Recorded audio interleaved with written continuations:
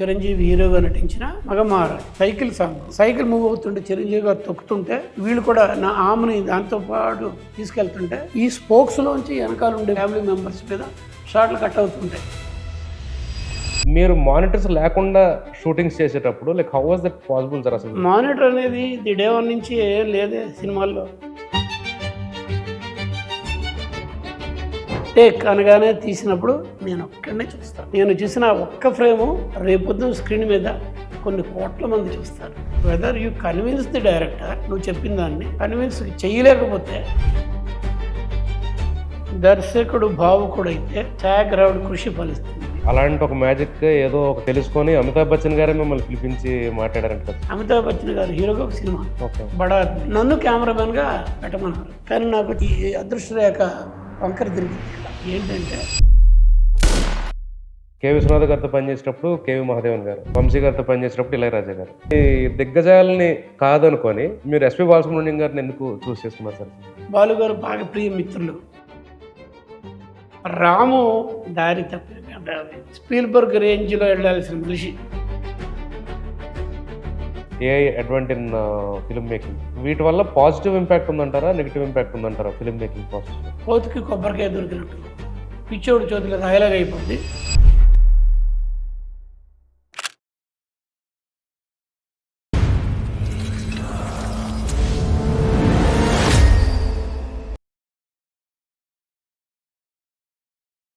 ప్రతి విజయం వెనుక ఒక ప్రయాణం ఉంటుంది. ఆ ప్రయాణంలో ఎన్నో కథలు ఉంటాయి. అలాంటి కథలను మీ ముందుకు తీసుకొస్తుంది the original stories.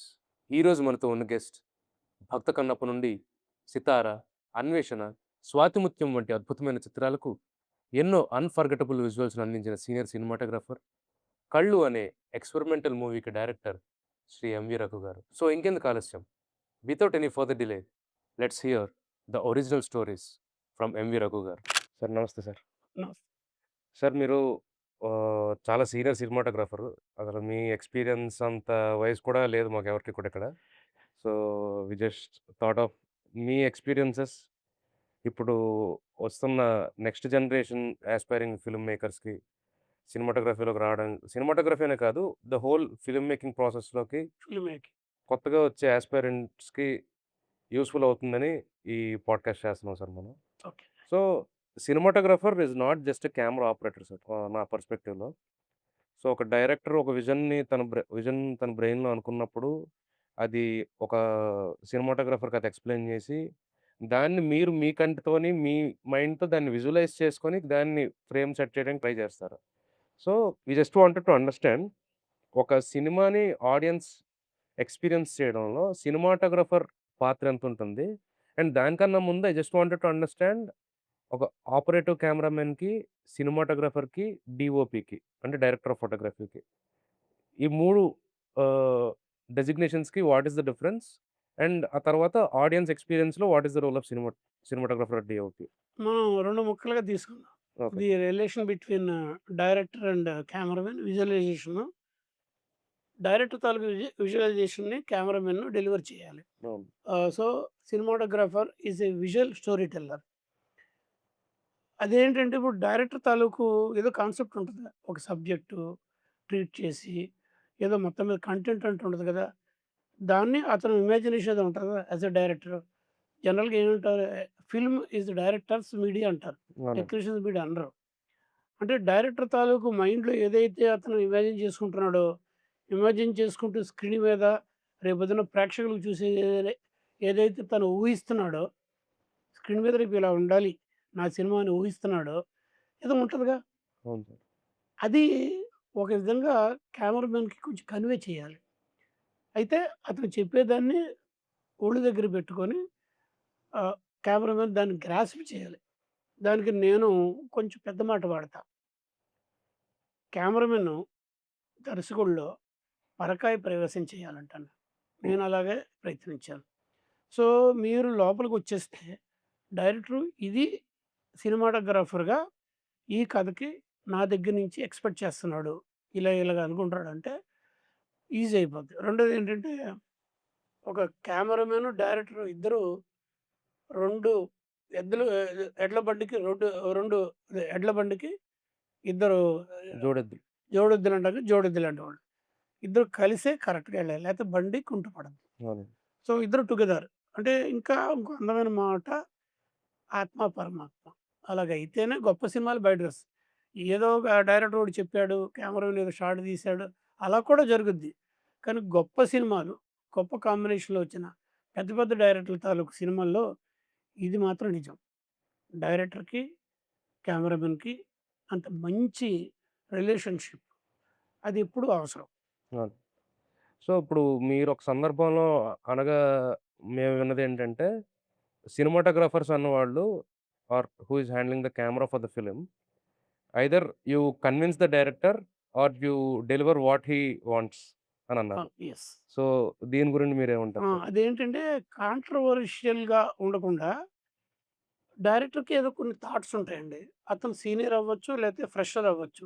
జంజీ cameraman I mean director అవ్వచ్చు. ఇప్పుడు ఒక విధంగా కొత్త డైరెక్టర్ వచ్చాడనుకుందాం. మేబీ అతను ఫిల్మ్ స్టడీస్‌లోంచి రావచ్చు. ఏదైనా అవ్వచ్చు. నేనున్నాను. నేను 52 సంవత్సరాల ఫిల్మ్ ఫీల్డ్ ఎక్స్‌పీరియన్స్‌లో ఉన్నాను. ఎన్నో 70 పైచిలుకు సినిమాలు చేశాను. డిఫరెంట్ లాంగ్వేజెస్‌లో అవార్డ్స్ కొట్టేసాను. నాకంటూ ఒక మెచ్యూర్డ్ టెక్నాలజికల్ అవుట్‌పుట్ ఇలా ఉండాలనేది ఉంటది కదా! అవునండి. తీసేయలేం కదా! మైనస్ చేయలేం అవును. కదా! You are learning. కొత్తగా వచ్చిన అతను. అతను చెప్పిన దాంట్లో నేను ఇది కరెక్ట్‌గా లేదు. కొంచెం ఎమచ్యూరిష్‌గా ఉందనో లేతే ఇలా చేయొచ్చు అని చెప్పినప్పుడు అతని మైండ్ సెట్టు వాళ్ళెప్పుడు డైరెక్టర్ ఏంటంటే తనొక ఐడియాతో వచ్చిన దాన్ని ఎవరైనా డిస్టర్బ్ చేసి జనరల్‌గా కొంచెం చిరాకుగా ఉంటది. నేను డైరెక్టర్ అయినా కూడా అదే ఫీల్ అయ్యాను. సో, వాళ్ళతో ఆర్గ్యుమెంట్ వద్దు. You try to tell him. Ego ఇలా చేస్తే బావుంటదని చెప్పు డైరెక్టర్‌తో. డైరెక్టర్ కాదండి నాకేదో ఉంది. నేను ఎడిటింగ్‌లో చేస్తాను. ఇంటర్‌కట్ చేస్తాను. అన్నప్పుడు ఆర్గ్యుమెంట్ పెట్టుకోవద్దు. చేసి ఇచ్చేసేయి. అక్కడే ఆ మాట అనమాట. Whether you convince the director నువ్వు చెప్పిన దాన్ని ఇలాగైతే బావుంటది. ఎందుకని అని కన్విన్స్ చెయ్యి. కన్విన్స్ చేయలేకపోతే అతను చెప్పింది చేసి ఇచ్చేసేయి. అంతేగాని డైరెక్టర్‌తో ఎప్పుడు గొడవ పెట్టుకోవద్దు. అది ప్రాజెక్ట్‌కి మంచిది కాదు అని చెప్పి నేను చాలా సార్లు చెప్పాను. సో, మీ ఎక్స్‌పీరియన్స్‌లో ఏమైనా ఒక బెస్ట్ ఎగ్జాంపుల్ ఫర్ దిస్? జరుగుతాయండి. అంటే అలాగే గొడవ పడేంత రేంజ్‌కెళ్ళలేదు. నేను సజెస్ట్ చేసేవాడిని. అగైన్ ఇట్ డిపెండ్స్ అండి. యువతల కెమెరామెన్ ఎక్స్‌పీరియన్స్‌డ్ అవార్డ్ విన్నర్ ఇంకేదో ఆల్రెడీ ముందు పెద్ద పెద్ద డైరెక్టర్లు చేసొచ్చాడన్నప్పుడు యువతల మనిషి కూడా యాక్సెప్ట్ చేస్తారు మమ్మల్ని. అవును. వెల్కమ్ చేస్తారు. It differs. అంటే అలా కాకుండా ఇతను ఈగోయిస్టిక్‌గాను డైరెక్టర్ ఉన్నాడనుకోండి. నాకు తెలుసు నేను చెప్పింది మీరు చేసి ఇచ్చేయండి అంటే అది కూడా ఉంటది.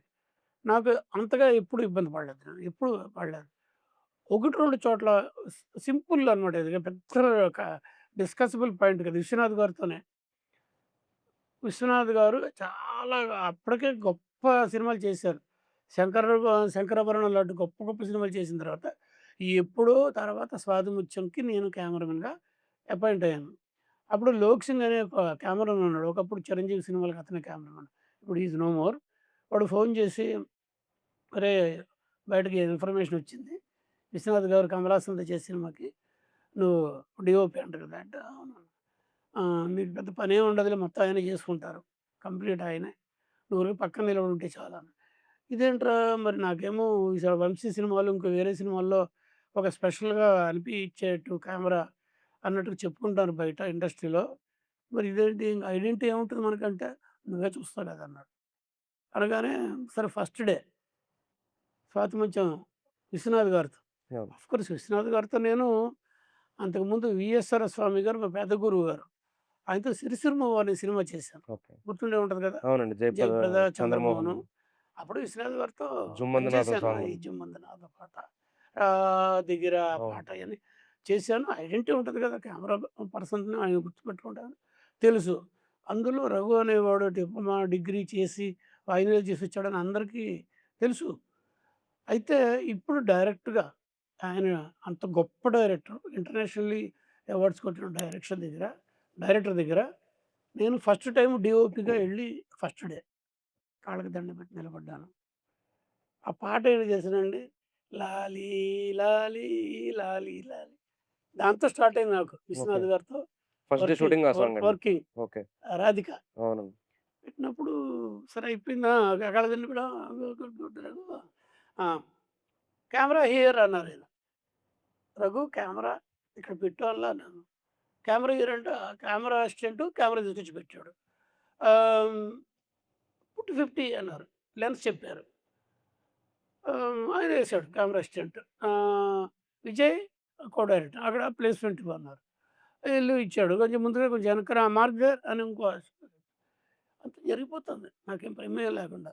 నేను అనుకుంటున్నాను లోకేష్‌ని చెప్పింది కరెక్టేనే ఏంటి అని రఘు లైటప్ అని వెళ్ళిపోయి కూర్చున్నారు. సరే లైటప్ చేసి రెడీ అన్నాను. మనసులో ఏమనుకుంటున్నాను, నాకు మీరు షార్ట్ చెప్తే సరిపోద్ది కదండీ!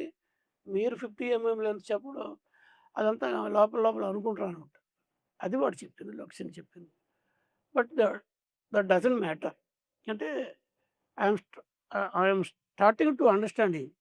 డైరెక్ట్‌గా అర్థం చేసుకోవాలి కదా నేను.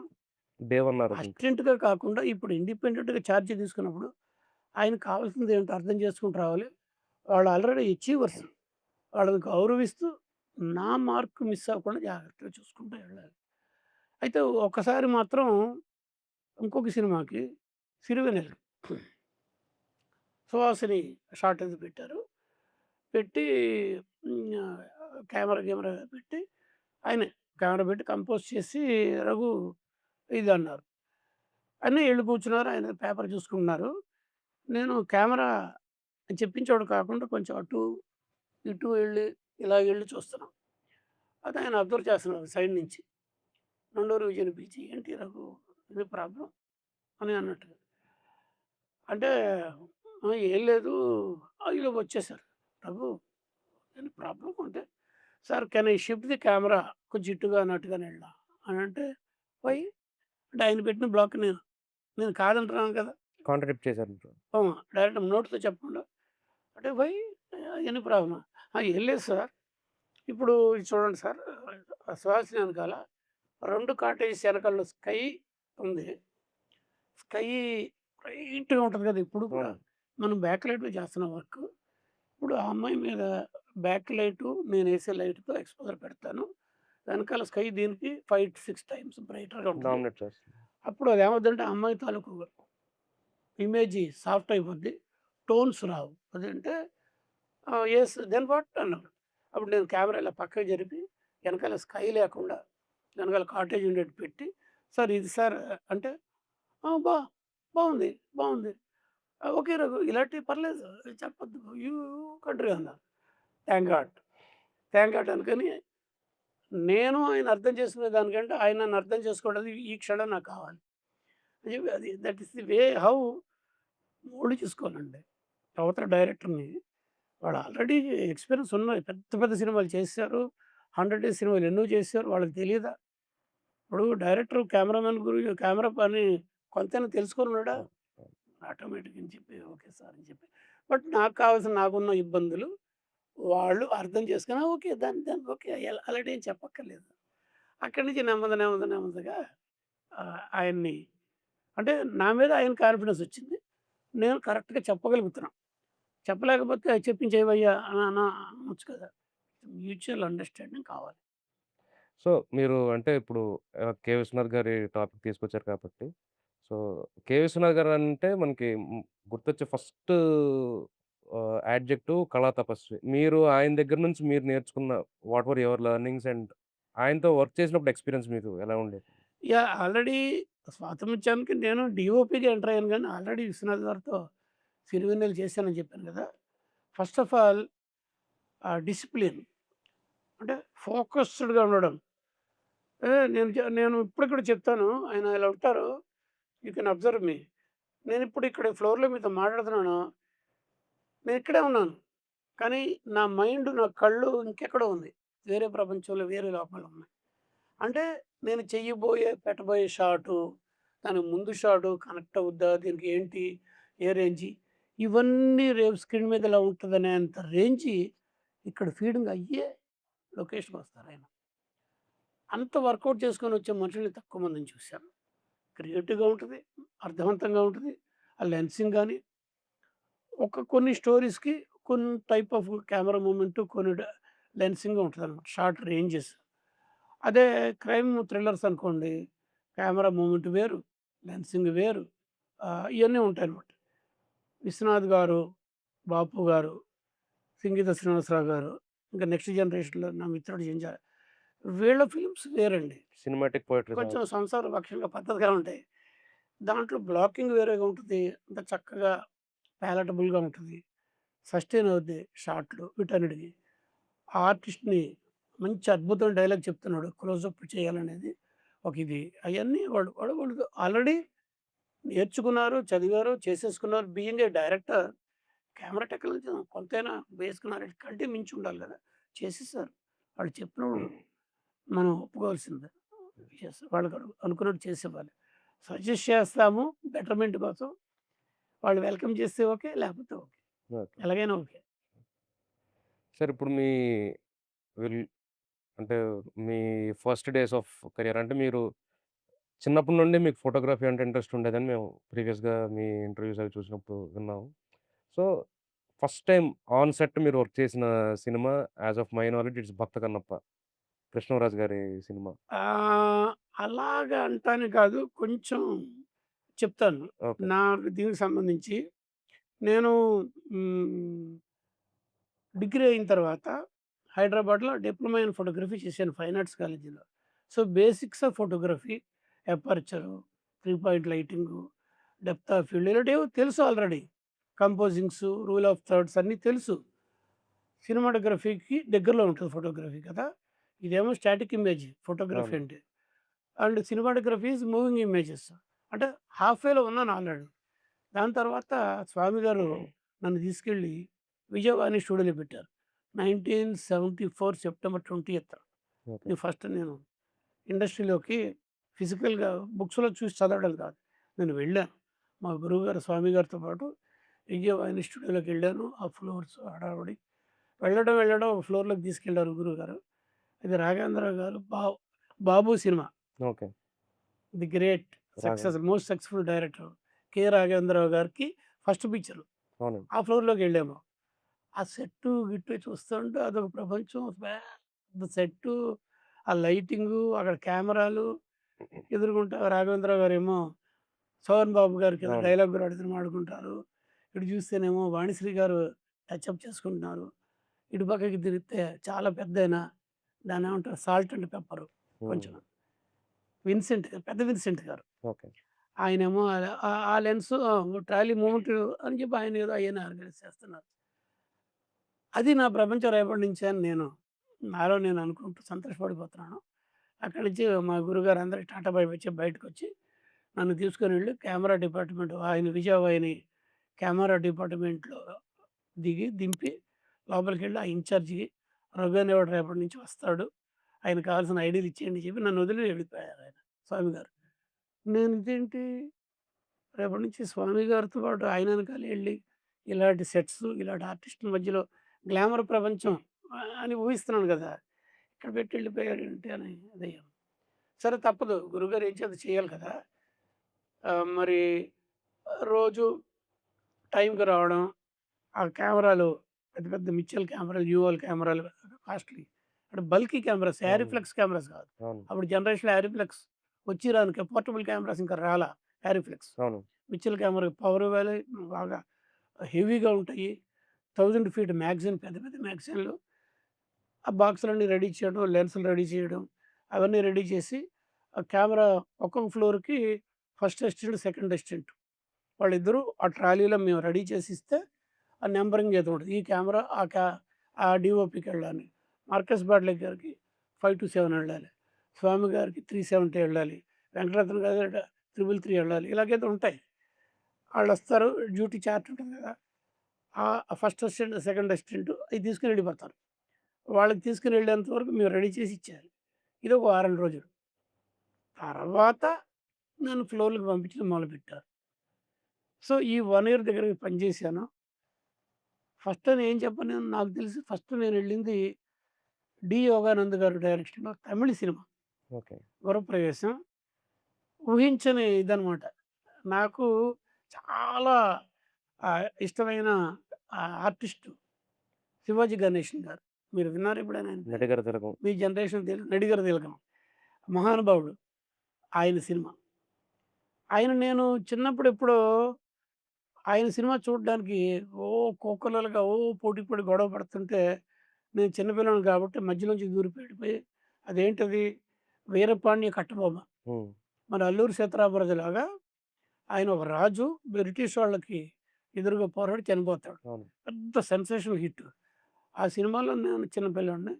వెళ్ళి మొత్తం ఫుల్ అయిపోతే ఆ కింద ఫ్రంట్‌లో స్క్రీన్ ముందు కొంత అప్పట్లో ఏంటి ఫస్ట్ ఇసుక, తర్వాత చిన్న బల్ల, ఆ తర్వాత చైరు. నేల, బెంచి, బాల్కనీ. ఆ నేలలో కూర్చొని అలా చూసిన మనిషి అలాగ ఇలా వచ్చేసేయడానికి తెలియకుండానే కళ్ళెంబట నీళ్ళొచ్చేసాయి. That is my first experience బయటకొచ్చి. ఈ పక్కన అదే రోజున పక్కన ఎవరున్నారు? 'కేఆర్ విజయ' గారు, తర్వాత వీళ్ళిద్దరు నాకు బ్రదర్స్ ఇద్దరున్నారు. 'కార్తీను' సూర్య, 'సూర్య' వాళ్ళ ఫాదరు శివకుమార్ గారు. 'శివకుమార్' గారు. ఇలా చాలామందున్నారు. అది ఫస్ట్ టైమ్. ఒక 4, 5 రోజులు అక్కడ అయిన తర్వాత ఇంకొక ఫ్లోర్‌కేసారు. ఇంకొక దీంతో. అక్కడ 'జయసుధ' ఫస్ట్ పిక్చర్. 'లక్ష్మణ రేఖ.' ఓకే. అలాగా ఒక కొద్ది రోజులు అయ్యేటానికి ఫ్లోర్‌లకెళ్ళటం మొదలుపెట్టాను. సో, రోజుకి మినిమమ్ ఒక ఫ్లోర్‌కి షూటింగ్‌లు వేస్తారు. నేను అప్రెంటిస్‌గా ఎళ్ళొచ్చేవాడిని కొన్నాళ్ళు. తర్వాత నేను కూడా ఒక సెకండ్ అసిస్టెంట్ అయిపోయాను. అలాగా ఎట్ టైమ్స్ 2 ఫ్లోర్స్. అంటే మార్నింగ్ 7-1 ఒక లాంగ్వేజ్ ఒక ఫ్లోర్‌లో షూట్ చేసి, షిఫ్ట్ అయ్యి 2-9 ఇంకో ఫ్లోర్‌లో 2 ఎట్ టైమ్స్ 7-1, 2-9, 9 తర్వాత ఇంకో ఫ్లోర్‌కెళ్ళి తెల్లారి. అలా కూడా చేసిన రోజులున్నాయి. 3 షిఫ్ట్‌లు పనిచేసిండ్రు. యెస్. చేసినోళ్ళే. అలా లెక్కేసుకుంటే ఆ గివెన్ 1 ఇయర్‌లో నేను డిఫరెంట్ లాంగ్వేజెస్ బేసిక్‌గా తమిళ్. కానీ మన ఈక్వలెంట్‌గా తెలుగు వాళ్ళు కూడా అక్కడే ఉన్నాం గదా! అవునండి. తెలుగు, కన్నడ, మలయాళం, హిందీ. ఇన్ని లాంగ్వేజ్ సంబంధించిన అన్ని సినిమాలకి నేను పెద్ద పెద్ద legendary directors, legendary heroines, legendary డీఓపీలతో పనిచేశారు. డాన్స్ మాస్టర్స్ అండ్ ఆర్ట్ డైరెక్టర్‌లతో పనిచేశా. అదృష్టం. అప్పుడు నేను మనసులో ఎన్ని సార్లు మా గురువుగారు విఎస్ఆర్ స్వామి గారికి నమస్కారాలు పెట్టాను. మనసారా ఇచ్చేసాననమాట ఆయన్ని. ఆయన ఒక విజన్‌తో నన్నక్కడ పెట్టారు. అదయిన తర్వాత ఆ టైంలో ఉండే గొప్ప గొప్ప విషయాలండి. ఒకటి కాదండి. మా గురువుగారైన విఎస్ఆర్ స్వామి గారు. ఆయన గురువుగారు ఎవరంటే రవికాంత్ నగాయిచ్. ఆయన గురువుగారు బాబుగారి మిస్త్రి. హ్మ్. నేను బాబుగారి మిస్త్రి గారి దగ్గర కూడా పనిచేశాను వాహినిలో ఉన్నప్పుడు. 'మాయమ్మ చంద్ర' అనే సినిమాకి. ఓకే. అలాగే రవికాంత్ నగాయిచ్ గారితో పనిచేశాను. అది హిస్టరీ కూడా అది. బ్యాక్ ప్రొజెక్షన్ అనేది అప్పట్లో ఫేమస్ సినిమాల్లో బ్యాక్ ప్రొజెక్షన్. బట్ నేను చేసినప్పుడు ఆ రోజున ఆ ఫ్లోర్‌కెళ్ళి ఆయన 4థ్ ఫ్లోర్‌లో ఫస్ట్ టైమ్ ఇండియాలో ఫ్రంట్ ప్రొజెక్షన్ నేను ట్రై చేశా. ఓకే. అంటే అప్పట్లో ఇది లేదు గ్రీన్ మ్యాట్, బ్లూ మ్యాట్ కాదు. అదొక ఒక తమాషా అంటే చెప్తాను అవసరమైనప్పుడు. అలాగా అన్‌ఇమాజినబుల్‌గా అలాగే 'ఎంజి రామచంద్ర' గారు ఫ్లోర్‌లోకి నేను లెన్సులు తీసుకొనండి చేశాను. 'ఎంజి రామచంద్ర' గారు ఏంటంటే 'యాదవ్ కి బారాత్' అనే ఒక సినిమా వచ్చింది. పెద్ద హిట్ కదా! అవునండి. అది 'నాళే నమ్మదేదో' తమిళ్‌లో. 'ఎంజి రామచంద్ర' గారు డ్యూయల్ రోలు. 'చంద్రమోహన్' గారు థర్డ్ మూడో బ్రదర్. ఓకే. నేను ఫ్లోర్‌లోకెళ్ళే టైంకి 'పిఎల్ రాయ్' గారు కెమెరామెన్ దాంట్లో. సరే ఇప్పుడు అంటే సారీ ఫర్ ఇంటరప్టింగ్ యూ. అంటే ఆ సినిమానే ఇప్పుడు 'అన్నదమ్ముల అనుబంధం' అని తీసినట్టున్నారు 'ఎన్టీఆర్' గారు, ఆ! 'బాలకృష్ణ' గారు. యెస్. సో, 'పిఎల్ రాయ్' గారండి ఆయన గురించి చెప్పాలి. 'మార్కస్ బాట్లే' గారు ఎంత గొప్ప టెక్నీషియనో, 'పిఎల్ రాయ్' గారంటే మన పాత లవకుశ ఉంది కదా! అవునండి. 'ఎన్టీ రామారావు' 'ఎన్టీ రామారావు' గారు, దాని 'అంజలి' గారు. కెమెరామెన్. నేను లోపలికెళ్ళినప్పుడు ఆయన చేస్తున్నారు. అదేంటంటే 'ఎంజి రామచంద్రన్' గారు వస్తారు. చూస్తాడు. చూసి ఎదురుగుంటా తనలాంటిగా ఉండే ఇంకో బ్రదర్ ట్విన్స్ వాళ్ళు. ఇద్దరు ఒకలాగా ఉంటారు. బెదర్‌జీ ఆశ్చర్యంగాను ఇలా ఇలా ప్యాన్ చేస్తారు. రెండో ఆయన ఉంటాడు. ఎలా చేస్తారు డ్యూయల్ అనేది ఆయన దగ్గర ఫస్ట్ టైమ్ చూసాను. అలాగే ఆ రోజున అదే సెట్స్‌లో ఆహ్, హ్మ్, డాన్స్ మాస్టర్ సుందరం మాస్టర్ గారితో ఓకే. పనిచేశాను. ఇలాగా ఎన్నో చేశాను. వాహిని నుంచి బయటకొచ్చి బుట్టాయిగూడెం ఏలూరు దగ్గర బుట్టాయిగూడెం దగ్గర కృష్ణరాజు గారి ఆహ్, బ్యానర్‌లో జయకృష్ణ గారి ఆధ్వర్యంలో, బాపు గారి డైరెక్షన్‌లో 'భక్త కన్నప్ప' ఆ సినిమాకి నేను అప్రెంటిస్. స్వామి గారి దగ్గర ఫస్ట్ అసిస్టెంట్ ఏమో ఇప్పుడు ప్రొడ్యూసర్ కమ్ డీఓపీగా గోపాల్ రెడ్డి, గోపాల్ ఎస్. రెడ్డి. గోపాల్ రెడ్డి గారు. తర్వాత శరత్, తర్వాత నేను. అక్కడ ఒక షెడ్యూల్ అయిన తర్వాత షిఫ్ట్ టు రాజమండ్రి అన్నారు. బాపు గారిని వదిలేసి రాజమండ్రి వచ్చి అక్కడ మళ్ళీ మా గురువుగారికి డైరెక్టర్ మారారు. విశ్వనాథ్ గారు సిరిసిల్ల. ఓకే. అలాగా మంచి నాకు అంత అదృష్టం రాసిపెట్టారు. వాహినిలో అలాంటి వాళ్ళతో పనిచేయడం. మళ్ళీ ఇక్కడ రాగానే ఫస్టే బాబు గారు లాంటి వాళ్ళు, రెండో విశ్వనాథ్ గారు లాంటి వాళ్ళు. నాకు దేవుడిచ్చాడు వరం చేశాను. హ్మ్. సార్ ఇప్పుడు మీ రోజుల్లో మీరు వర్క్ చేసేటప్పుడు అంటే ఇప్పుడు షూటింగ్స్‌లో ఏంటంటే మానిటర్స్ ఉంటున్నాయి. లైక్ ఇన్‌స్టంట్ ప్లేబ్యాక్స్ అంటే వెంటనే ఇప్పుడు ఒక షాట్ జరిగిన వెంటనే ఫ్రేమ్ ఫిక్స్ చేసేటప్పుడే మానిటర్‌లో చూసుకుంటున్నారు. ప్లస్ షాట్ అయిన వెంటనే కూడా వెంటనే ప్లేబ్యాక్స్ చూసుకుంటున్నారు. సో, మీరు మానిటర్స్ లేకుండా షూటింగ్స్ చేసేటప్పుడు like how was that possible sir అసలు? ఇప్పుడు మా జనరేషన్‌కైతే మేము కనీసం ఇమాజిన్ చేసుకోలేం. మానిటర్ లేకుండా షూటింగ్ అంటే అసలు చిన్న చిన్న షార్ట్ ఫిల్మ్స్ తీసేటప్పుడు కూడా మేము వెళ్లి మళ్ళీ ప్లేబ్యాక్ చూసుకుంటాం. సో, మానిటర్స్ లేకుండా మీరెలా సార్ షూట్ చేసేవారసలు? యాహ్! మానిటర్ అనేది ది డే వన్ నుంచి ఏం లేదే సినిమాల్లో. కెమెరా ఉండేదంతే. కెమెరాలో కూడా ఎర్లీ డేస్ ఆఫ్ కెమెరాలో మనం కంటితో చూస్తాం కదా! వ్యూ ఫైండర్ అవునండి. దాంట్లోని చూస్తాము. మిచెల్ కెమెరా అప్పుడు. ఏరోఫ్లెక్స్ పోర్టబుల్ కెమెరా రాలేదప్పటికి. ఎర్లీ డేస్‌లో. స్టూడియో కెమెరాలు అవ్వచ్చు బయటకి పవర్ వేసుకొని బయటికెళ్ళి. ఆ కెమెరాల్లో ఐపీస్‌లోంచి చూస్తాము. చూసినప్పుడు డైరెక్ట్‌గా లెన్స్‌లోంచి ఏదైతే ఇమేజింగ్ ఉందో దీంట్లో చూస్తాం. కెమెరామెన్ మాత్రం చూస్తాడు. అవసరాన్ని బట్టి డైరెక్టర్ చూస్తాడు. నిజానికి ఏంటంటే ఆ రోజుల్లోంచి కూడా డైరెక్టర్స్ వ్యూ ఫైండర్ అని ఇంత బైనాక్యులర్ లాగా ఒకటుంటది చిన్నది. దాంట్లో లెన్స్ రకరకాల లెన్స్ చూసుకొని ఫ్రేమ్ ఫిక్స్ చేసుకోవచ్చు. ఇది 35 స్టాండర్డు సినిమాస్కోప్‌లు. అయి మాత్రం ఉన్నాయి ఎర్లీ డేస్. ఇది నేను మానిటర్ రాకముందు చెప్తున్నా. సో, డైరెక్టర్ ఇలాగ అనుకోని ఇదిగో ఇక్కడ ఈ లెన్స్ ఏసుకో అంటాడు. మేము వేసుకుంటాము. ఆ కెమెరాలో ఆ లెన్స్ వేయిస్తాము. లేతే నాకు వెనక ముందు రేంజ్‌ని బట్టి ముందుకెళ్తే దగ్గర టైట్ అవుద్ది కదా! ముందుకెళ్తే వెనక్కెళ్తే వైడ్ అవుద్ది. లెన్స్‌లో ఏదో చేస్తాం. ఆ కెమెరా ఎలా ఉండేదంటే చూసింది టేకింగ్ ఒకటేనా ఫోటోగ్రఫీలో కూడా అదొస్తది. రిఫ్లెక్స్ కెమెరాలు ముందు లేవు కదా! అవును. చూసినప్పుడు డబుల్ కెమెరాలు ఉండేవి ఒకప్పుడు. పైన ఒక లెన్స్, కింద ఒక లెన్స్. పైనుంచి ఇలా చూసేవాళ్ళు. కింద దాంట్లో ఇమేజ్ పడుద్ది. చూసేది పైది. పారలాక్స్ ఉంటది కదా! దానికి అడ్జస్ట్ అవ్వాలి ఇలాగా సంథింగ్. ఇక్కడ కూడా అంతే. చూస్తాము. టేక్ అనగానే ఇలాగా రేక్ ఓవర్ అంటాం. ఈ చూసిన పార్టు పక్కకెళ్ళి యాక్చువల్‌గా టేకింగ్ ఉండే ఫిల్ము పార్ట్ లెన్స్ పక్కకొచ్చి నిలబడుద్ది. అప్పుడు టేక్ జరుగుద్దనమాట.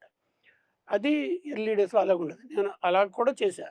విజయం వాహినిలో ఉన్నప్పుడు రేక్ ఓవర్ అంటారు దాన్ని. ఓకే. ఈ ఫిల్మ్ మ్యాగ్జిన్ పక్కకుంటది ముందు చూసినప్పుడు. ఎప్పుడైతే టేక్ అన్నారో రెడీ టేక్ అనగానే ఇది పక్కకెళ్తది. ఫిల్మ్ అక్కడికొస్తది. ఈ పక్కన చిన్న ఆప్టికల్‌గా ఒక చిన్న వ్యూ ఫైండర్ లాడుతోటి దాంట్లో చూస్తాం. అంటే టేకింగ్ ఇక్కడ, చూసేది మేము ఇక్కడ చూస్తాం. 2 ఒకటి కాదు. బట్ 2 ఒకటిగా ఉండేట్టుగా చూసే బాధ్యత మాది. ట్రాలీ ముందుకెళ్ళినప్పుడు, వెనక్కొచ్చినప్పుడు పారలాక్స్ అడ్జస్ట్‌మెంట్‌లని కెమెరామెన్ ఎక్స్‌పీరియన్స్‌తో చేయాల్సిందే. మరప్పుడు ఏం మానిటర్లున్నాయి? మానిటర్ ఏది? మస్తిష్కం ఈజ్ మానిటర్. కంటితో చూడాలి. ఆ కంట్లో ఉన్న మైండ్‌తో చూడాలి. మరి నేను ప్రౌడ్‌గా చెప్తాను అప్పుడప్పుడు. ఆ రోజుల్లో ఏమీ లేవు. ఇప్పుడైతే మానిటర్ ఎలా అయిపోయింది ఓపెన్ ఫ్రేమ్ అయిపోయింది. అంటే రిలీజ్ కాకముందు ఇక్కడ సినిమా అందరూ చూసేస్తున్నారు. టేకింగ్ అప్పుడే హీరోయిన్ మదర్ చూస్తుంది. ఇంక పక్క పక్కన ప్రేక్షకులు చూస్తున్నారు. గెస్ట్‌లుగా వచ్చినోళ్ళందరూ చూసేస్తున్నారు. అంటే దాపరికం పోయింది.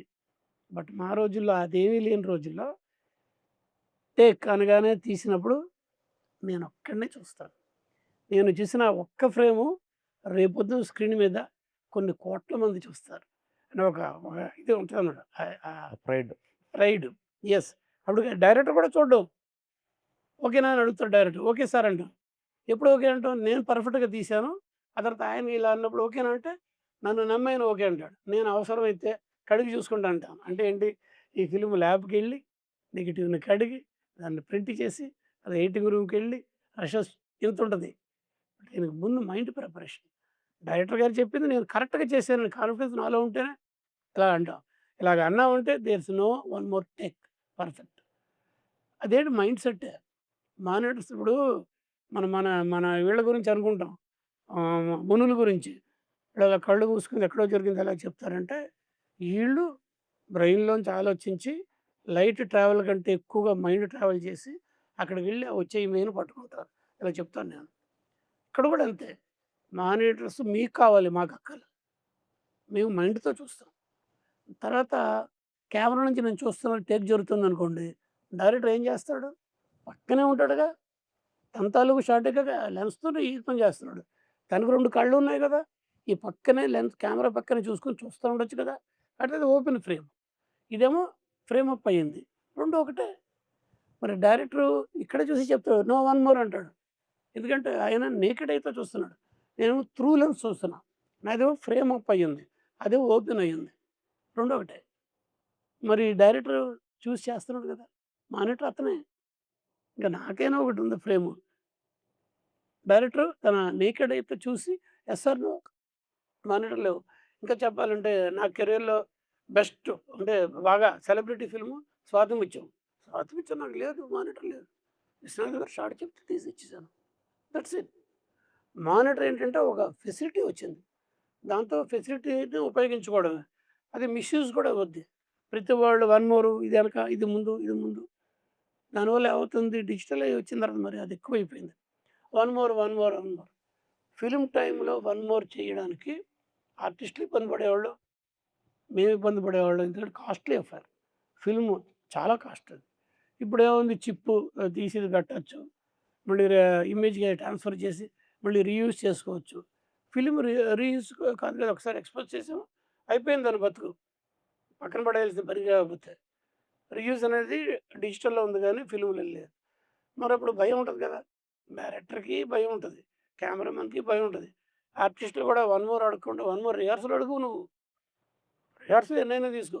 బట్ టేక్ అన్నప్పుడు 1 ఆర్ 2 అలాగా అంత ఒళ్ళు దగ్గర పెట్టుకొని, ఇంకా చెప్పాలంటే అందరూ ఫోకస్డ్‌గా ఉంటామంటే అప్పుడు జరిగేది. ఇప్పుడేంటంటే ఫెసిలిటీస్ పెరుగుతున్న కొద్దీ ఏమైనా చేసుకో. దీనివల్ల ఏమవుతుంది చూసి బానే ఉంది గానీ అంటే ఇక్కడే రషెస్ చూసేస్తున్నాడు. బానే ఉంది గానీ అంటాడు. ఆర్టిస్ట్ కూడా వస్తాడు. బాగానే ఉంది గానీ ఇంకోటి చేస్తానన్నాడు. ఇందాక ఎందుకు సరిగ్గా చేయలేదు? మళ్ళీ ఇంకోటెందుకు? అంటే మనం కూడా ఏంటి డిజిటలే కదా! వన్ మోర్ అయితే ఏమవుద్దంట. దీనివల్ల ఏమవుతుంది? టైం పెరగట్లా. మరి దానికి కరెస్పాండింగ్‌గా దానికి రిలేటెడ్‌గా అన్నీ పెరగట్లా. కాస్ట్ ఆఫ్ కాల్ షీట్‌లు ప్రొడక్షన్ పెరగట్లా. అన్నీ పెరుగుతున్నాయి కదా! కాస్ట్ ఆఫ్ ప్రొడక్షన్ కూడా బాగా డజంట్ పెరిగింది. మ్యాటర్. Doesn't matter. అడిగాడు హీరో అడిగాడు. ఇంకా హీరో అడిగితే పర్లేదు. హీరోయిన్ మదర్ అడుగుద్ది. ఇంకెవరు పక్కనున్నోళ్ళు అడుగుతారు. ఇంకెవరు అడుగుతారు? అలాగంటే బట్టబయలయిపోయింది మొత్తం. అదే చక్కగా అదే సార్. క్లోజ్డ్. అంటే ఇప్పుడు ఈ డిజిటల్ ఫార్మాట్ వచ్చిన తర్వాత అంటే మేము కొంతమంది ఎడిటర్స్ వాళ్ళు చెప్పుగా విన్నదేంటంటే, మాకు రష్ ఎక్కువొస్తుంది. ఇంతకుముందు ఫిల్మ్ వచ్చేటప్పుడు ఏంటంటే, ఆ డైరెక్టర్ ఏ పర్స్పెక్టివ్‌లో అనుకుంటున్నారో ఆ షాట్ ఓన్లీ ఆ ఒక్క షాటే తీసేవారు. మిడ్ అయితే మిడ్, క్లోజ్ అయితే క్లోజ్ తీసేవారు. బట్ ఇప్పుడేంటంటే ఈ యాంగిల్ ఒకటి తీద్దాం, ఆ యాంగిల్ ఒకటి తీద్దాం. ఎడిటర్ చూసుకుంటారులే ఏమైంది. ట్రూ. నిజంగా కరెక్ట్. ఏటు చెప్పడం కరెక్ట్ అది. విశ్వనాథ్ గారితో నేను అబ్జర్వ్ చేశాను కదా! అసిస్టెంట్‌గా అబ్జర్వ్ చేశాను. చేసిన వాళ్ళు ఎడిట్ చేసుకొనొస్తారు బ్రెయిన్‌లో ఆ సీన్‌ని. ఎంతవరకు కావాలి అంతవరకు చాలు. అంటే జనరల్‌గా ఇంత షాట్ ఉందనుకోండి. జనరల్ ప్రాసెస్ ఏంటంటే క్యూ యాక్షన్, క్యూ డైలాగ్. కొంచెం క్యూ అనేది ఎడిటింగ్‌కి కావాలి. అసలు షాట్ ఇదే వాడతాం. కానీ ముందు కొంత. ఎందుకంటే బాడీ లాంగ్వేజ్ మ్యాచ్ అవ్వాలి. సేమ్ కంట్రీటీ చెయ్యి రావాలి. సేమ్ కంట్రీ అనేవాడు. క్యూ యాక్షన్ తర్వాత ఇక్కడితో షాట్ చాలనుకోండి. ఆ తర్వాత కొంత 2 క్షణాల తర్వాత కట్ చెప్తాడు. వాడేది ఇంతే. ముందు కొంత, వెనక కొంత ఉంటది.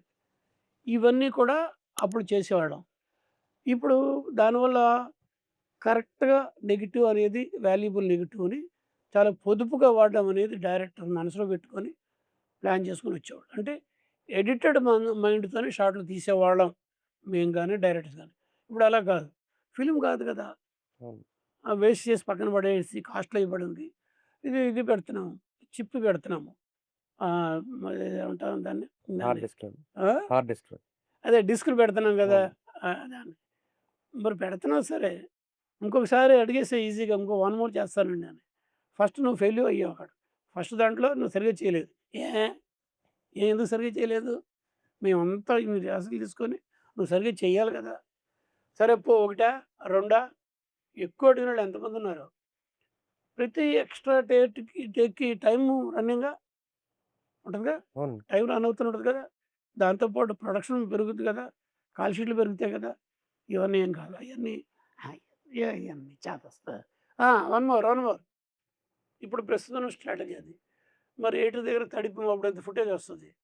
రెండోదేంటి, ఈ పర్టిక్యులర్ సీన్‌ని విశ్వనాథ్ గారి దగ్గర బాగా నేను ఇష్టపడి నేర్చుకున్నదేంటంటే, ఆ సీన్‌ని ఆయన ఏం చేస్తారనేది ప్రిసైజ్‌గా అలా వస్తారు గానీ, బట్ ఉండదు. ఇది ఒక యాంగిల్, అదొక యాంగిల్, అదొక యాంగిల్ అది ఉండదు. ఎడిటింగ్‌లో ఎలాగైనా కట్ చేసుకోండి. ఇక్కడ మాత్రం సీన్ ఓపెనింగ్ ఇలా చేస్తాను. ఫస్ట్ షాట్ ఇలాగ ఉంటది. నెక్స్ట్ షాట్ ఓటీఎస్ ఉంటది. నెక్స్ట్ షాట్ క్లోజప్ ఉంటది. నెక్స్ట్ షాట్ ట్రాలీ ఫార్వర్డ్ ఉంటది. అని సీన్ పేపర్‌లో నోట్ చేసేసుకుంటారు వాళ్ళు. మైండ్‌లో అనుకున్నది ఇక్కడ నోట్ చేసుకుంటారు. తూచా తప్పకుండా అదే కరెక్ట్‌గా చేసి, కరెక్ట్‌గా ఇన్ టైము వేస్టేజ్ లేకుండా రిహార్సల్స్ టైం వేస్ట్ అవుతుంది తప్పించి ఫిల్మ్ వేస్ట్ కాదు. డిఫరెంట్ యాంగిల్స్ నుంచి తీయడం అనేది అసలు అప్పుడు లేదు. అవును. పర్ఫెక్ట్‌గా అనుకున్నట్టు అనుకుంటాం. అయితే చిరంజీవి గారు కొన్ని పబ్లిక్ అపియరెన్సెస్‌లో కూడా కొన్నిసార్లు ఆయన పబ్లిక్ మీటింగ్స్‌లో కూడా కొన్నిసార్లు ఆయన మెన్షన్ చేశారు. ఒక డైరెక్టర్ షూట్‌కెళ్ళే ముందు లేదా ప్రొడక్షన్ సెట్స్‌లోకెళ్ళే ముందు స్క్రిప్ట్ లెవెల్‌లోనే ఎడిటింగ్ చేయగలిగితే that is the first success of film అని చెప్పి యెస్. చిరంజీవి గారు నిజం. నిజం. చాలా సార్లు అన్నారు. నిజం. నిజం. అని చెప్పడం కాదండి. విశ్వనాథ్ గారి దగ్గర నేను చూశాను. నేను అలాగే చేశాను. నేను కళ్ళు డైరెక్ట్ చేశాను కదా! లో బడ్జెట్ ఫిల్మ్ బాగా. జీరో బడ్జెట్ లాంటి సినిమా.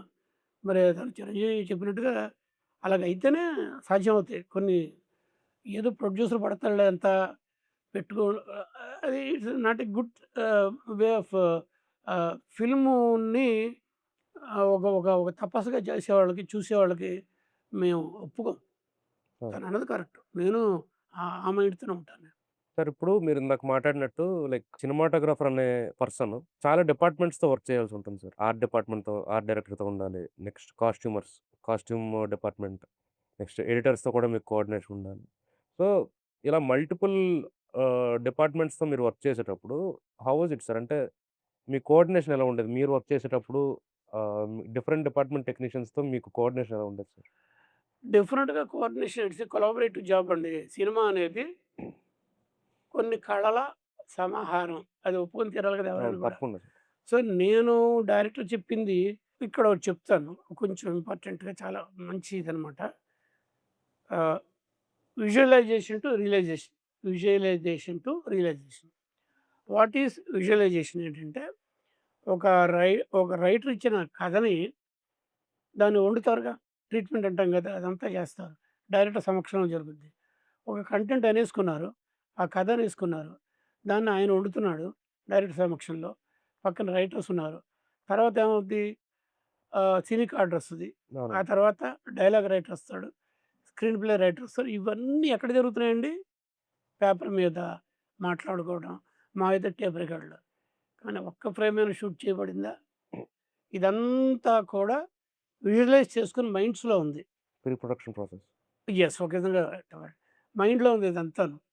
బట్ ఎప్పుడు రియలైజ్ అవుద్దంటే, కెమెరా పెట్టి షూట్ చేస్తే, ఈళ్ళు చేసిన ఆలోచనలు ఉన్న బ్రెయిన్స్‌లో ఉన్న అన్ని రకాల ఆలోచనలు తీసుకొచ్చి రియలైజ్ చేసేది ఇక్కడ జరుగుద్ది షూటింగ్‌లో. అక్కడ మేము ప్రముఖ పాత్ర. ఇప్పుడు మీరు చెప్పినట్టుగా మేము ఆటోమేటిక్‌గా ముందు కథను అర్థం చేసుకోవాలి.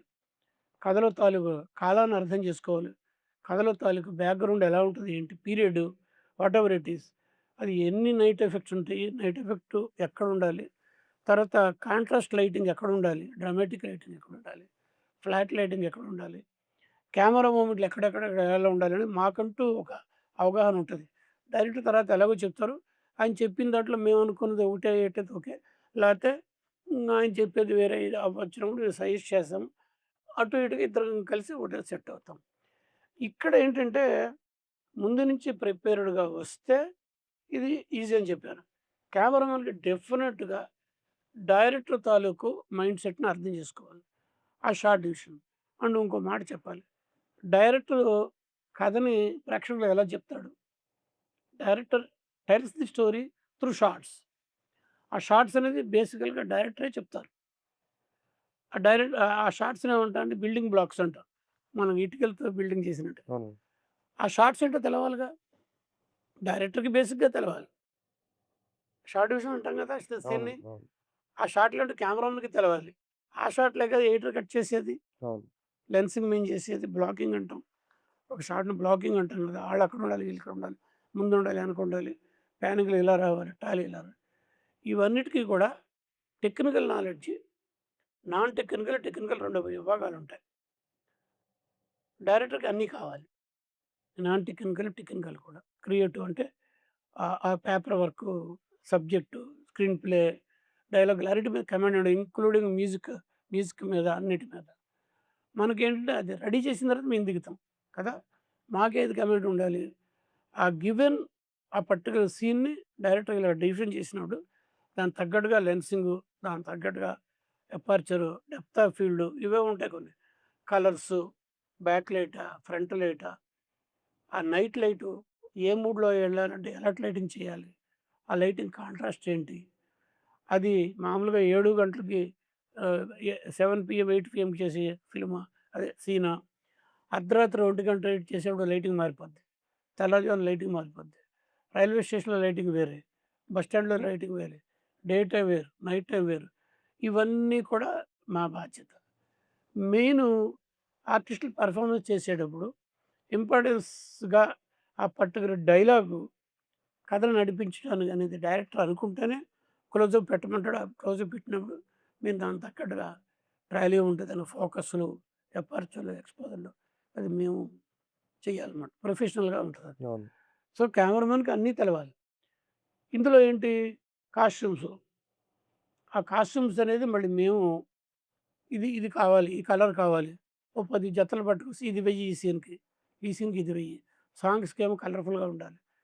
డల్ సీన్స్‌కి, మూడీ సీన్స్‌కి డల్ కలర్స్‌లో ఉండే కాస్ట్యూమ్స్, మేకప్ ఇలాగ రకరకాలుగా మాకు కూడా దాంట్లో చెప్పగలిగే కమాండ్ ఉండాలి.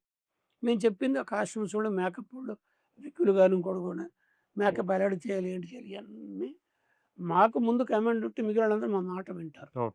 వాళ్ళ పని వాళ్ళు చేసుకుంటూ పోతారు. వాళ్ళు మేము చెప్పింది చేస్తే మేము చక్కగా డైరెక్టర్ కావాల్సింది మేము చేస్తాం. ఇలా ఇట్స్ కంబైన్డ్ ఎఫర్ట్ అండి.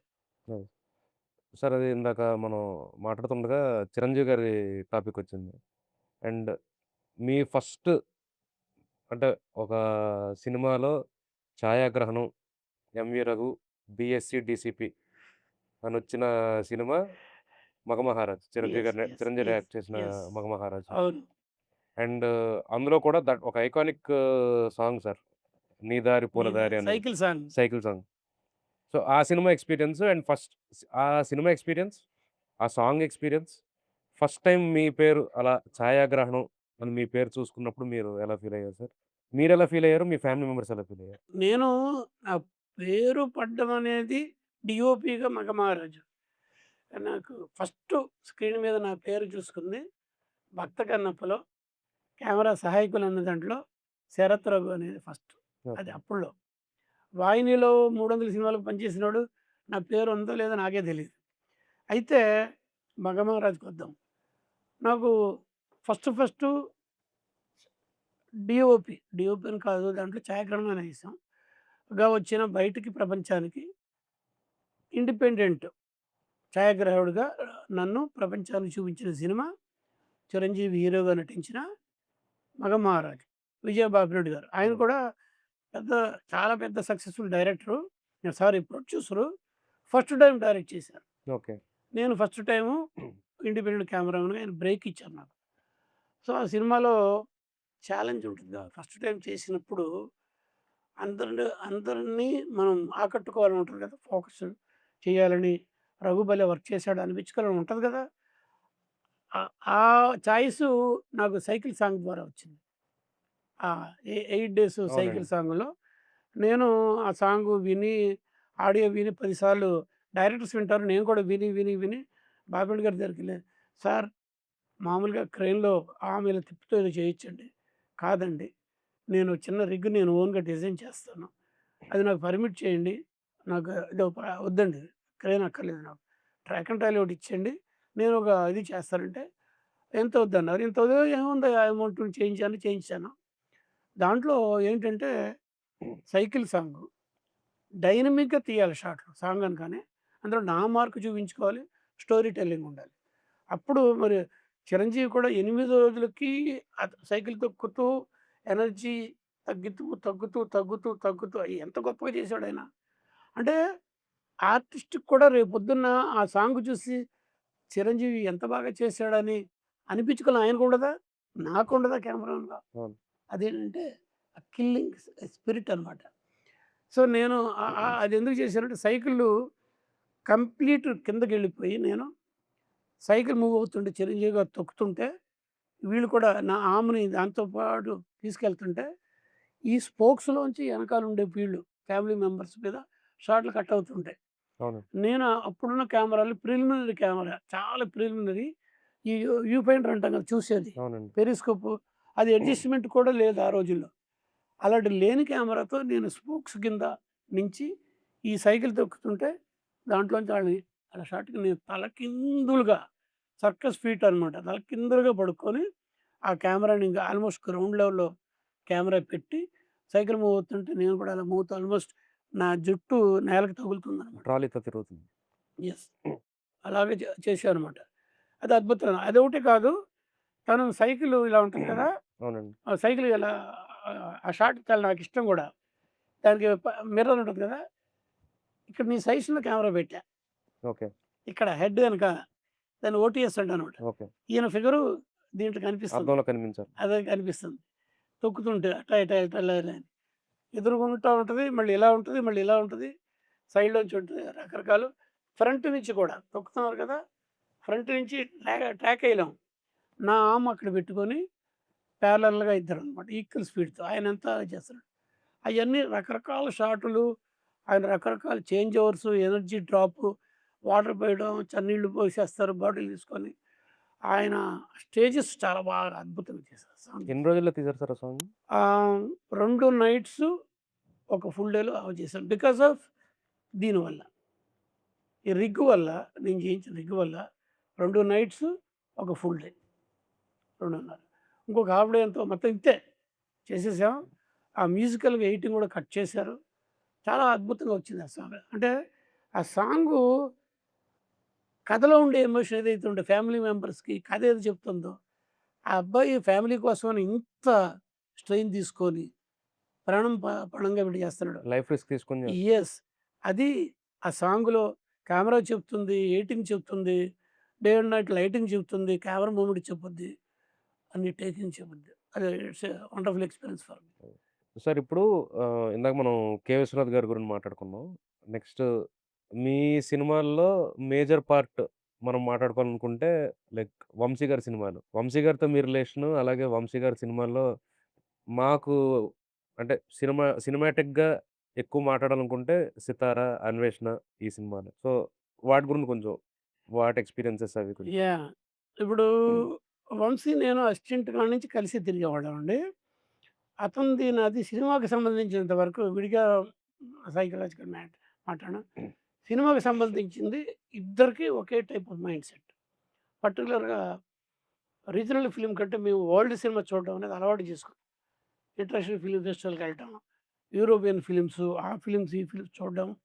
ఆ తర్వాత క్రియేటివ్ బ్లాక్ బుక్ తీసుకొచ్చి కంపోజిషన్స్ అబ్జర్వ్ చేసి బాగున్న కంపోజిషన్స్ మేము అడాప్ట్ చేసుకోవడం ఎంత చేస్తాం.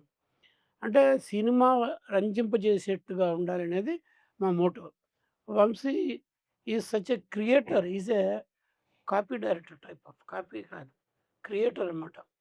అద్భుతమైన అంటే అందరిలాగా ఎందుకుండాలి రఘు మనం let us have our own mark అనే ఒక దీంట్లో ఉంటాడు. అప్పుడప్పుడు ఆలోచించిన తర్వాత ఆ సాంగ్స్ కట్ చేసి అన్వేషణ సాంగ్సు అవి కట్ చేసినప్పుడు మళ్ళీ వెనక్కెళ్ళి ఏంటి ఆ వయసులో అతను నేను కెమెరా సరే అతను డైరెక్ట్ చేసాడు. డైరెక్టర్ అంటే 10 మంది టెక్నీషియన్స్‌ని డ్రైవ్ చేసేవాడు. లీడ్ చేసేవాడు. ఆ వయసులో నాకంటే చిన్నవాడు అతను. అవును. నాకంటే 3, 4 సంవత్సరాలు చిన్నవాడు. ఏంటతను అని నేను అనుకుంటా. జ్ఞాని ఆ మాట మనసులో అనుకుంటాను. బయట కూడా అసలు చెప్తాను. అతను ఊహలో వేరే ప్రపంచంలో ట్రావెల్ చేస్తుంటాడు అతను. నేను అందుకని అంటాను మీలాంటి ఫ్రెండ్స్ దగ్గర, అతను ప్లానెట్ ఎర్త్‌కి సంబంధించినవాడు కాదు. ఎక్కడో అంగారగ్రహం నుంచి వచ్చిన మేధస్సు. అందుకని అలా ఆలోచిస్తాడు. అందుకని అతని సినిమాలు అంత బావుంటాయి. అతని సినిమాల వల్లే నాకు పేరొచ్చింది. దానికి ఒక స్టేట్మెంట్ కూడా చెప్తాను. దర్శకుడు భావుకుడైతే ఛాయాగ్రాహకుడి కృషి ఫలిస్తుంది. డైరెక్టర్ మామూలు డైరెక్టర్ అయితే తను పెద్దేముండదు. షూట్ అంటే ఎళ్ళిపోద్దనమాట. సో, ఇద్దరం పోటీ పడతాము. రెండోదేంటంటే లక్కీగా మా ఇద్దరికీ అంటే పర్టిక్యులర్ వంశీకి ఇళయరాజా గారి మ్యూజిక్ అనేది అతనికి దేవుడిచ్చిన వరం. వంశీకి నాకు ఆయన సాంగ్‌లు ఇవ్వడం అనేది మాకు మళ్ళీ దేవుడిచ్చిన వరమే. ఎందుకంటే మిగిలిన మ్యూజిక్ డైరెక్టర్స్ సంగతి నాకు తెలీదు గానీ, ఇళయరాజా గారి మ్యూజిక్ ఎలా ఉంటదంటే, మా మీద ఛాలెంజ్ విసురుతారాయన.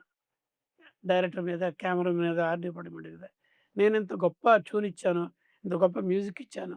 మీరేం చూపిస్తారో చూపించండి. అంత గొప్పగా ఉంటది. ఇన్‌స్పైరింగ్‌గా ఉంటదనమాట. అది మాకు తమాషాగా మేమందరం కలిసి మేము ముగ్గురం పట్టారు. ఇళయరాజా, వంశీ, ఎంవి రఘు అంటే మంచి యూఎస్‌పీ అంటారు ఏంటిది? యూనిక్ సెల్లింగ్ లాగా యూనిక్ సెల్లింగ్ ఉండేదనమాట ప్రైస్. అప్పుడు. యాహ్! వండర్‌ఫుల్ ఎక్స్‌పీరియన్స్ అది. అది టు స్టార్ట్ విత్ దేంటో 'మంచు పల్లకి' అతను ఫస్ట్ పిక్చర్ వంశీది. కానీ 'హరి అనమోల్' కెమెరామెన్. కొంత పార్ట్ నేను చేశాను. క్రాష్ అంటాం కదా! తీసుకుంటా. బట్ నన్ను వంశీతో డైరెక్ట్‌గా జతకట్టింది 'సితార' సినిమా. అవును. 'ఏడిది నాగేశ్వరరావు' గారి అవునండి. 'పూర్ణోదయ క్రియేషన్స్'. అది నాకు చాలా బూస్టప్ ఇచ్చింది. ఇండస్ట్రీలో గాని, నాకు కూడా సెల్ఫ్ కాన్ఫిడెన్స్ గాని. అతను రాసిన చిన్న నవలది. 'మహల్లా కోకిల' అనే నవలని ఏడిది నాగేశ్వరరావు గారు, ఇది 'పూర్ణోదయ క్రియేషన్స్' ప్రొడ్యూసర్ గారు. వంశీ నువ్వు ఇది సినిమా చేయమంటే అది చేసిందే 'సితార'. భానుప్రియకి ఫస్ట్ పిక్చర్ అది. ఓకే. సుమను, భానుప్రియ. ఎలాగైతే దీనికి ఎలాగైతే ఇది సైకిల్ సాంగ్‌కి నేను గ్రీకు కనిపెట్టి చేశాను. దీంట్లో కూడా తమాషా చేశా. సర్కులర్ ట్రయల్ కనిపెట్టా. ఓకే. ఇద్దరం కలిసి అనుకున్నాం. సర్కులర్ మొమెంట్ అప్పుడు లేవు. దాన్ని డిజైన్ చేసి దాంట్లోంచే అద్భుతమైన సాంగ్‌లో కట్స్ అన్నీ చేసాం. అదొక ఇన్నోవేటివ్‌గా అప్పుడప్పుడు ఇలా చేస్తుంటానన్నమాట నేను.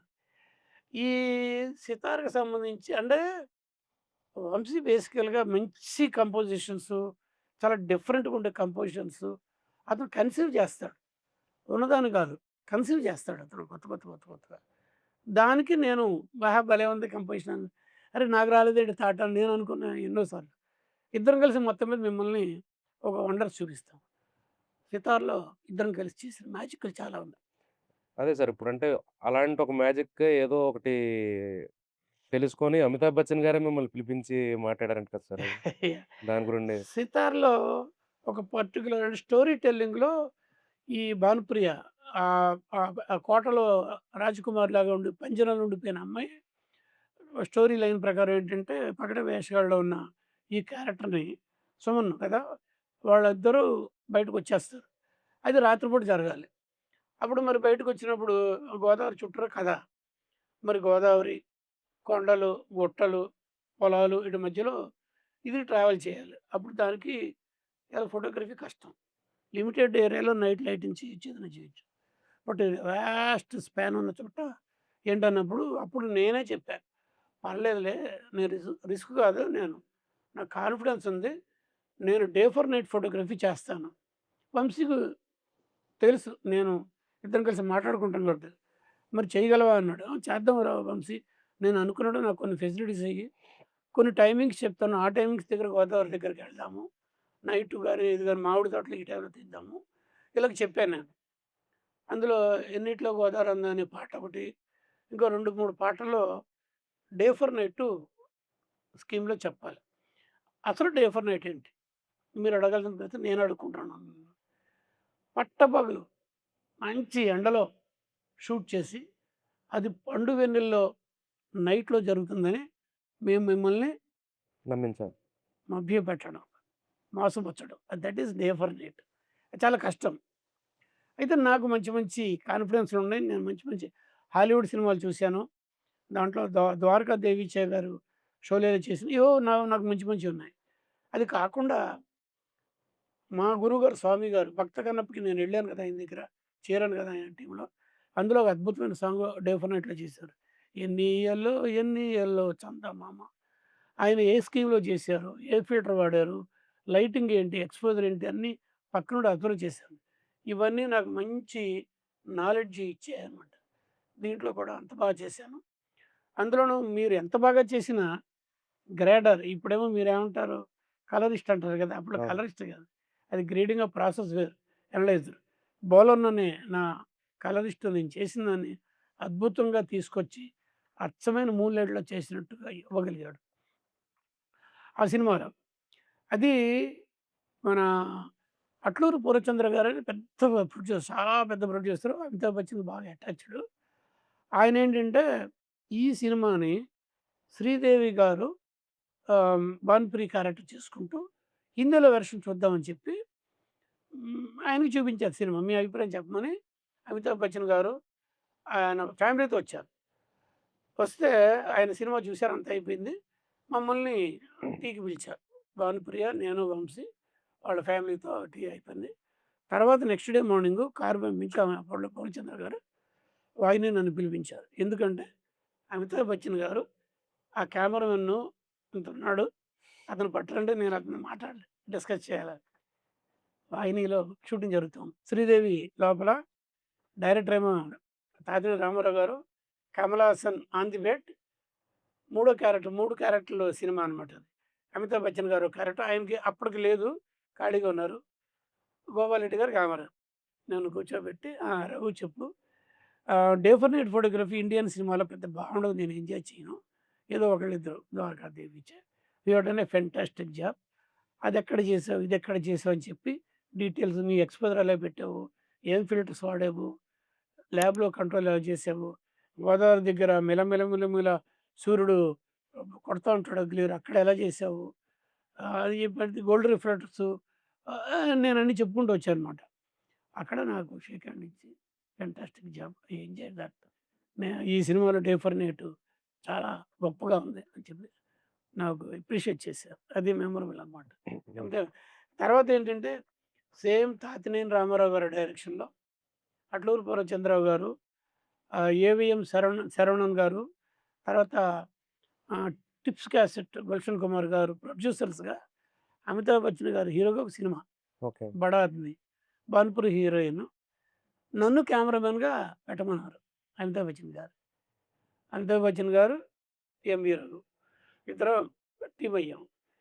అమితాబ్ బచ్చన్ గారు క్లోజప్ తీయాలంటే నేను సైగ చేసేవాడిని. కుర్రాళ్ళు 1 ½ స్టూల్ పట్టుకొచ్చి దాని మీద ఎక్కిచ్చేసేవాడిని. ఆయన చూసి నవ్వుతుండేవాడు. ఆ సినిమా ఫస్ట్ ఓపెనింగ్ అయిందండి. తర్వాత నెక్స్ట్ డే ఏదో చిన్న చిన్న బిట్టు. ఒక నెల తర్వాత 40 రోజుల తర్వాత ఆయన డేట్స్ ఇచ్చారు అమితాబ్ బచ్చన్. రెగ్యులర్ షూటింగ్‌కెళ్ళాలి. కానీ నాకు చాలా ఈ ఈ ఈ అదృష్ట రేఖ వంకర తిరిగింది ఇక్కడ. ఏంటంటే ఆ సినిమా మళ్ళీ స్టార్ట్ కాలా. కారణం Gulshan Kumar tips cassette owner గారిని మాఫియా వాళ్ళు షూట్ చేసి చంపేశారు. నాకు అలాగ తప్పిపోయిన అదృష్టం అమితాబ్ బచ్చన్ గారికి. ఇలాగేవో జరుగుతుండే అప్పుడప్పుడు. And next 'Anveshana' cinema sir. 'Anveshana' cinema అనేది మీరు ఒక thriller kind of film that too జంగిల్‌లో షూట్ చేశారు. సో, మీరప్పుడు షూట్ చేసినప్పుడు ఇప్పుడున్న ఫెసిలిటీస్ గాని, ఆ టెక్నాలజీస్ గాని అప్పుడు మీరు షూట్ చేసినప్పటికి ఉండుండవు పోవచ్చు. అండ్ దట్ టూ నాకు తెలిసి బడ్జెట్స్ కూడా అంత లేవనుకుంటా. లిమిటెడ్ బడ్జెట్స్‌తో అండ్ లిమిటెడ్ ఫెసిలిటీస్‌తో ఎలా ఎలా షూట్ చేయగలిగారు సార్ ఆ సినిమా? అదే అది లో బడ్జెట్ సినిమానే. తలకోన ఫారెస్ట్‌లో చేసాం. మీరు జంగిల్ అంటున్నారు, నేను ఫారెస్ట్ అంటున్నా. హ్మ్. 2 ఒకటే అనుకోండి. తలకోన ఫారెస్ట్‌లో చేసాం. కథ థ్రిల్లర్. థ్రిల్లర్‌లో అనగానే జనరల్‌గా 2 కెమెరామెన్‌గా నేను చేయాల్సిన బాధ్యత. ట్రీట్మెంట్ చేసేటప్పుడు దానికి తగ్గట్టుగా అనుకుంటాం. డైరెక్టర్‌తో కూర్చొని స్క్రీన్ ప్లే రాసేటప్పుడు. నైట్ ఎఫెక్ట్‌లు ఎక్కువుంటాయి. రెండోది కాంట్రాస్ట్ లైటింగ్ ఉండాలి. తర్వాత కెమెరా మూవ్‌మెంట్‌లు ఎక్కువుండాలి. క్రైమ్‌లో మెయిన్ కెమెరా మూవ్‌మెంటు అసలు క్రేన్ గాని, అది గాని, ఇది గాని చకా చకా చకా చకా ఎళ్ళిపోతుండాలనమాట. అందులోనూ ఈ సినిమాలో ఒక తమాషాగా అది మనిషా? జంతువా? హత్యలు జరిగిపోతున్నాయి ఏంటనేది ఒక క్వెషన్ మార్క్ పెట్టి ప్రేక్షకుడిని కొంచెం సీట్ ఎడ్జ్ మీద కూర్చోబెట్టే స్క్రీన్ ప్లే అది. దానికి నేను నాకిష్టమైన ఒక హాలీవుడ్ సినిమా ఆహ్, అది 'క్యాట్ ఓ నైన్ టైల్స్' అనే ఒక ఫారెన్ సినిమా. అది వంశీకి చూపించి, ఇది ఫాలో చేద్దాం వంశీ. ఆ సినిమాలో ఏంటంటే మర్డర్ చేసే ఒక ఈవెంట్ ముందు థీమ్ మ్యూజిక్ ఒకటొస్తది. కెమెరా కొంచెం జర్కీగా ఇలా ఎళ్తది. తర్వాత అక్కడ ఎవరో చచ్చిపోతారు. ఇది బావుంది కదా! అంటే అలాగే చేద్దాం ఓకే అని చెప్పి అప్పుడు 'అన్వేషణ'లో నేను హ్యాండ్ హెల్డ్ షాట్‌లతో ఆ సాంగ్‌లో బీజీఎమ్స్‌లో గాని 'ఇళయరాజా' గారిచ్చిన బీజీఎమ్స్‌లో ఆ ముళ్ళ పొదల మధ్యలోంచి, ఓడల మధ్యలోంచి వెళ్ళిపోవడం ఇవన్నీ చేసాం. అలాగే నైటు భయంకరమైన చీకట్లో లైటప్ చేసి చేసాం. ఇలాగ రకరకాలు చేసాం. అదొక రకమైన ఆ జనరేషన్ అప్పట్లో 1984 అది. ఒక సెన్సేషన్ క్రియేట్ చేసింది సినిమా. అంతకుముందు వచ్చిన క్రైమ్ థ్రిల్లర్స్‌తో కంపేర్ చేస్తే ఇది ఎక్కడికో తీసుకెళ్ళిపోయింది ప్రేక్షకుల్ని. చాలామంది ఆ సినిమా చూసి భయపడ్డారని ఇప్పటికి చెప్తారు. నాకు మంచి పేరొచ్చింది. బికాజ్ కెమెరా ఇలాంటి సినిమాల్లో తను ఒక ఒక వన్ అప్‌గా కనిపిస్తది. మంచి గుర్తింపొచ్చింది నాకు దానికి. అవును. ఇంకోటి కళాసాగర్ అని మెడ్రాస్‌లో ఒక అవును. సంస్థ ఒకటుంది. అవునండి. చాలా ఫేమస్. అక్కడ సినిమా చూపించడం, ప్రొజెక్ట్ చేసడం అనేది ఒక స్టేటస్ సింబల్. అక్కడ అన్వేషణ వేశారు. అన్వేషణ సినిమా చూసిన తర్వాత అందరూ కలిసి కూర్చొని ఆ సంస్థ ఆర్గనైజర్స్ మనం best picture, best director, best actor, హీరోయిన్‌కి ఇస్తున్నాం గానీ, ఈసారి సినిమాటోగ్రఫీకి ఇవ్వడం మొదలుపెడదాం ఈ సినిమా నుంచి అని. ఆ సినిమా నుంచి అన్వేషణ నుంచి ఆ కళాసాగర్‌లో సినిమాటోగ్రఫీకి కూడా పెట్టారు. అది నాకు ప్రౌడ్ అనమాట. Oh! That's very great sir. So, మీరు సినిమాటోగ్రఫీలో like you are very busy and మంచి హైట్స్ కూడా చూసారు ఆ టైంలో. సడెన్‌గా మీరు డైరెక్షన్ సైడ్ వచ్చారు. 'కళ్ళు' సినిమా డైరెక్ట్ చేసి ఒక టర్న్ తీసుకున్నారు మీ కెరియర్‌లో. సో, అసలు డైరెక్షన్ చేయాలనే ఆలోచన మీకు ఎందుకొచ్చింది సార్? ఆహ్, అంటే మేమంతా క్రియేటివ్ పీపుల్ అంటే నన్ను నేను క్రియేటివ్ పీపుల్ అని మీరు అనాలి గాని నేను అయ్యో! అనుకుంటే ఎంత మాట సార్. మరి మాకు దీంతో సరి అని ఉండదండి. దాన్నేమంటారు థర్స్ట్ అంటామా? క్వెస్ట్ అంటామా? అవును. క్వెస్ట్ అదే దాహం. అది కీర్తికాంక్ష అంటామా? మీరు ఏమైనా మూడిట్లో ఏదైనా అనుకోండి. ఇక్కడితో నేను ఎందుకు ఆగిపోవాలి? నేను మంచి పేరు తెచ్చుకున్నాను సినిమా నటుడుగా. పెద్ద పెద్ద డైరెక్టర్లతో పనిచేశాను. వాళ్ళు చేస్తున్నప్పుడు వాళ్ళు షార్ట్ డివిజన్ ఏంటి? ఎలాగ వాళ్ళు మ్యూజిక్ ఎలా వాడుతున్నారు? ఎలాగ ఎడిటింగు అది ఇది అన్నీ అబ్జర్వ్ చేసినప్పుడు నేను కూడా చేయొచ్చు అనిపించే ఇది వస్తది మైండ్‌లో. వచ్చింది. ఆ పురుగు లోపల ఎంటర్ అయిపోయింది. మళ్ళీ తీసి బయట పడేయలేకపోయాను. ఆ పురుగు పెద్దదయ్యి కళ్ళుకి డైరెక్టర్‌ని చేసింది. 'కళ్ళు' సినిమా అనేది కంప్లీట్ నాకు తెలిసినంత వరకు మీరు కంప్లీట్ వైజాగ్‌లోనే షూట్ చేశారు. వైజాగ్. వైజాగ్ అవును. ఆర్టిస్టులనే అవును. యూజ్ చేసుకొని అవును. షూటింగ్ చేశారు. సో, ఈ షూటింగ్‌కి వెళ్ళే ముందు ఒక 15, 20 డేస్ ఏదో ట్రైనింగ్ ప్రోగ్రామ్స్ అండ్ వర్క్‌షాప్స్ కూడా అవును. అవును. కండక్ట్ చేశారు వీళ్ళ అవును. కోసం అవును. అని చెప్పన్నారు. సో, అవసలు ఆ ట్రైనింగ్ వర్క్‌షాప్ సెషన్స్ ఎందుకు పెట్టాల్సొచ్చింది? అండ్ ఇలాంటి ట్రైనింగ్ సెషన్స్, వర్క్‌షాప్స్ జరగడం అనేది ఒక షూటింగ్‌కి వెళ్ళే ముందు ఎంతవరకు అవసరం అంటారు? ఆ సినిమాకి నేను తప్పనిసరిగా అవసరం అని నేను పట్టుబట్టాను. ఎందుకంటే ఆ సినిమాలోనే 5 బ్లైండ్ క్యారెక్టర్స్. అవును. వల్లభూడి మారుతిరావు గారు రాసిన నాటిక. సో, అది డీగ్లామరైజ్డ్ బ్యాక్‌గ్రౌండ్‌లో ఉంటది. వాళ్ళొక పాడుబడుకుని టెంపుల్‌లో జీవితం గడుపుతుంటారు. బయట అక్కడ ఆర్టిస్టులందరూ కూడా చూడ్డానికి కూడా పెద్ద గ్లామర్‌గా ఉండరు. సో, బట్ నాటికది 45 నిమిషాలు వల్లభూడి మారుతిరావు గారు రాసిన నాటిక నేను 2 గంటల పైచిలుకు సినిమాగా మార్చాలి. దిగాను చేద్దామని లో బడ్జెట్‌లో. లో బడ్జెట్ చేయగలిగాను. అందరూ సహకరించారు. వైజాగ్ ఎందుకంటే అక్కడ నాకు ఫ్రెండ్ సర్కిల్ ఎక్కువగా ఉంది. అండ్ నా రిలేషన్స్ ఎక్కువ మందున్నారు. అక్కడ కళాకారులు ఎక్కువ మందున్నారు. నాటకం బాగా బతికుంది. ఇప్పటికి కూడా. సో, సత్యానంద్ గారు పేరు విన్నారా? అవునండి. సత్యానంద్ అని సత్యానంద్ గారు. ఇప్పుడు ఎల్ పవన్ సత్యానంద్ కళ్యాణ్ గారు. గారిని ఎల్ సత్యానంద్ పవన్ గారు. కళ్యాణ్ గారిని అందరిని ఇప్పుడు ఈ రోజు వరకు కూడా ఒక సెలబ్రిటీ స్టార్ మేకర్. అతను ఆ సినిమాకి నా 'కళ్ళు' సినిమాకి అసోసియేట్ డైరెక్టర్. ఇంకా ఇదేంటంటే ఈవీవి సత్యనారాయణ డైరెక్టర్ చనిపోయాడు అవునండి. గూడా. పెద్ద సక్సెస్‌ఫుల్ డైరెక్టర్. అతను ఆ 'కళ్ళు' సినిమాకి కో డైరెక్టర్. వీళ్ళిద్దరి సపోర్ట్‌తో నేను వైజాగ్‌లోనే షూటింగ్‌కెళ్ళే ముందు మీరు చెప్పిన 15 రోజులు కాదు. అంతకంటే ముందు మేము ముగ్గురం కలిసి ప్రతి ఊర్లో అనౌన్స్‌మెంట్ ఇచ్చి అంటే మెయిన్ సిటీస్ విజయవాడ, రాజమండ్రి, ఆహ్, తిరుపతి, హైదరాబాద్ ఇలా కొన్ని చోట్ల మేము పలానా చోట హాల్‌లో మీ ఇంటర్వ్యూస్ చేస్తాము. ప్రతి మనిషికి ఒక 5 నిమిషాలు టైమ్. మీ ఇష్టం వచ్చిన ఆడిషన్స్ లాగా. ఆడిషన్స్. మీ ఇష్టమైన డైలాగ్, మీ ఇష్టమైన గెటప్‌లు అని అనుకోని, అందులోంచి సెలెక్ట్ చేసిన కొంతమంది ఈ సినిమాలో చేశారు. ఉన్నారనమాట. ఈ సినిమా మొత్తం అందరూ కొత్తోళ్ళే ఇద్దరు తప్పించి. 'శివాజీ రాజా', 'గుండాను మిత్ర' తప్పించి అందరూ కొత్తోళ్ళే. నేను కూడా 'Swathi Muthyam', 'Sirivennela', national awards, hi awards వీటన్నిటి మధ్యలోంచి మంచి పీక్ పీరియడ్‌లో నేను అయన్నీ కొన్నాళ్ళు పక్కన పెట్టేసి, ఊరూరా తిరిగి ట్రీట్మెంట్‌లో కూర్చొని, ఫైనలైజ్ అయిన తర్వాత లొకేషన్‌తో చూసుకున్న తర్వాత, అప్పుడు ఒక డెసిషన్ తీసుకున్నానేంటంటే, సత్యానంద్ ఎలాగో ఉన్నాడు కదా! అతన్ని అడ్డం పెట్టుకొని, ఈ సెలెక్టెడ్ ఆర్టిస్టులందరినీ 15 రోజులు ముందు ట్రైనింగ్. ఏం ట్రైనింగు? ఆ ఎండకి, ఆ దుమ్ము, ధూళి, ట్రాఫిక్ మధ్యలో ఎక్కడో లొకేషన్స్‌లో వీటన్నిటికి వాళ్ళని ఐ మీన్ అలవాటు చేయడానికి 15 ఏళ్ళు షూటింగ్ చేయడం. అది చేయడం వల్ల మాకు చాలా హ్యాపీగా అసలైన షూటింగ్‌కెళ్ళే టైంకి వాళ్ళు రెడీ అయిపోయారనమాట. ఓకే. ఆ పర్టిక్యులర్ కళ్ళు ఇలా పెట్టుకొని బ్లైండ్‌గా చేతిలో కర్ర ఉంటది కదా! పట్టుకొని. వాళ్ళు అలా అయిపోయారు వాళ్ళు. ఆ 15 రోజులు షూటింగ్ చేయడానికి సత్యానంద్ ఇచ్చిన ట్రైనింగ్‌కి, అక్కడున్న వాతావరణానికి అద్భుతమైన పెర్ఫార్మన్స్ ఇచ్చారు అందరూ కలిసి. అదే సార్. అంటే ఇప్పుడు దానికి కనెక్ట్ చేస్తూనే అంటే ఇప్పుడు ఏ సినిమా ఇప్పుడు మీరు తీసుకున్న సినిమా 'కళ్ళు' సినిమా అనేదేంటంటే ఒక ఆర్ట్ ఫిల్మ్ టైప్‌లో క్యారెక్టర్స్ ప్రతి క్యారెక్టర్ ఇంపార్టెంట్ అనుకున్నటువంటి సినిమా అది. సో, ఇప్పుడొస్తున్న సినిమాల్లో కూడా అలా షూటింగ్‌కి వెళ్ళే ముందు ట్రైనింగ్ అండ్ వర్క్‌షాప్స్ చేయడం అనేది అవసరం అంటారా? అది అవతల వాళ్ళు చేసేవాళ్ళ తాలూకు ఇష్టం అండి అది.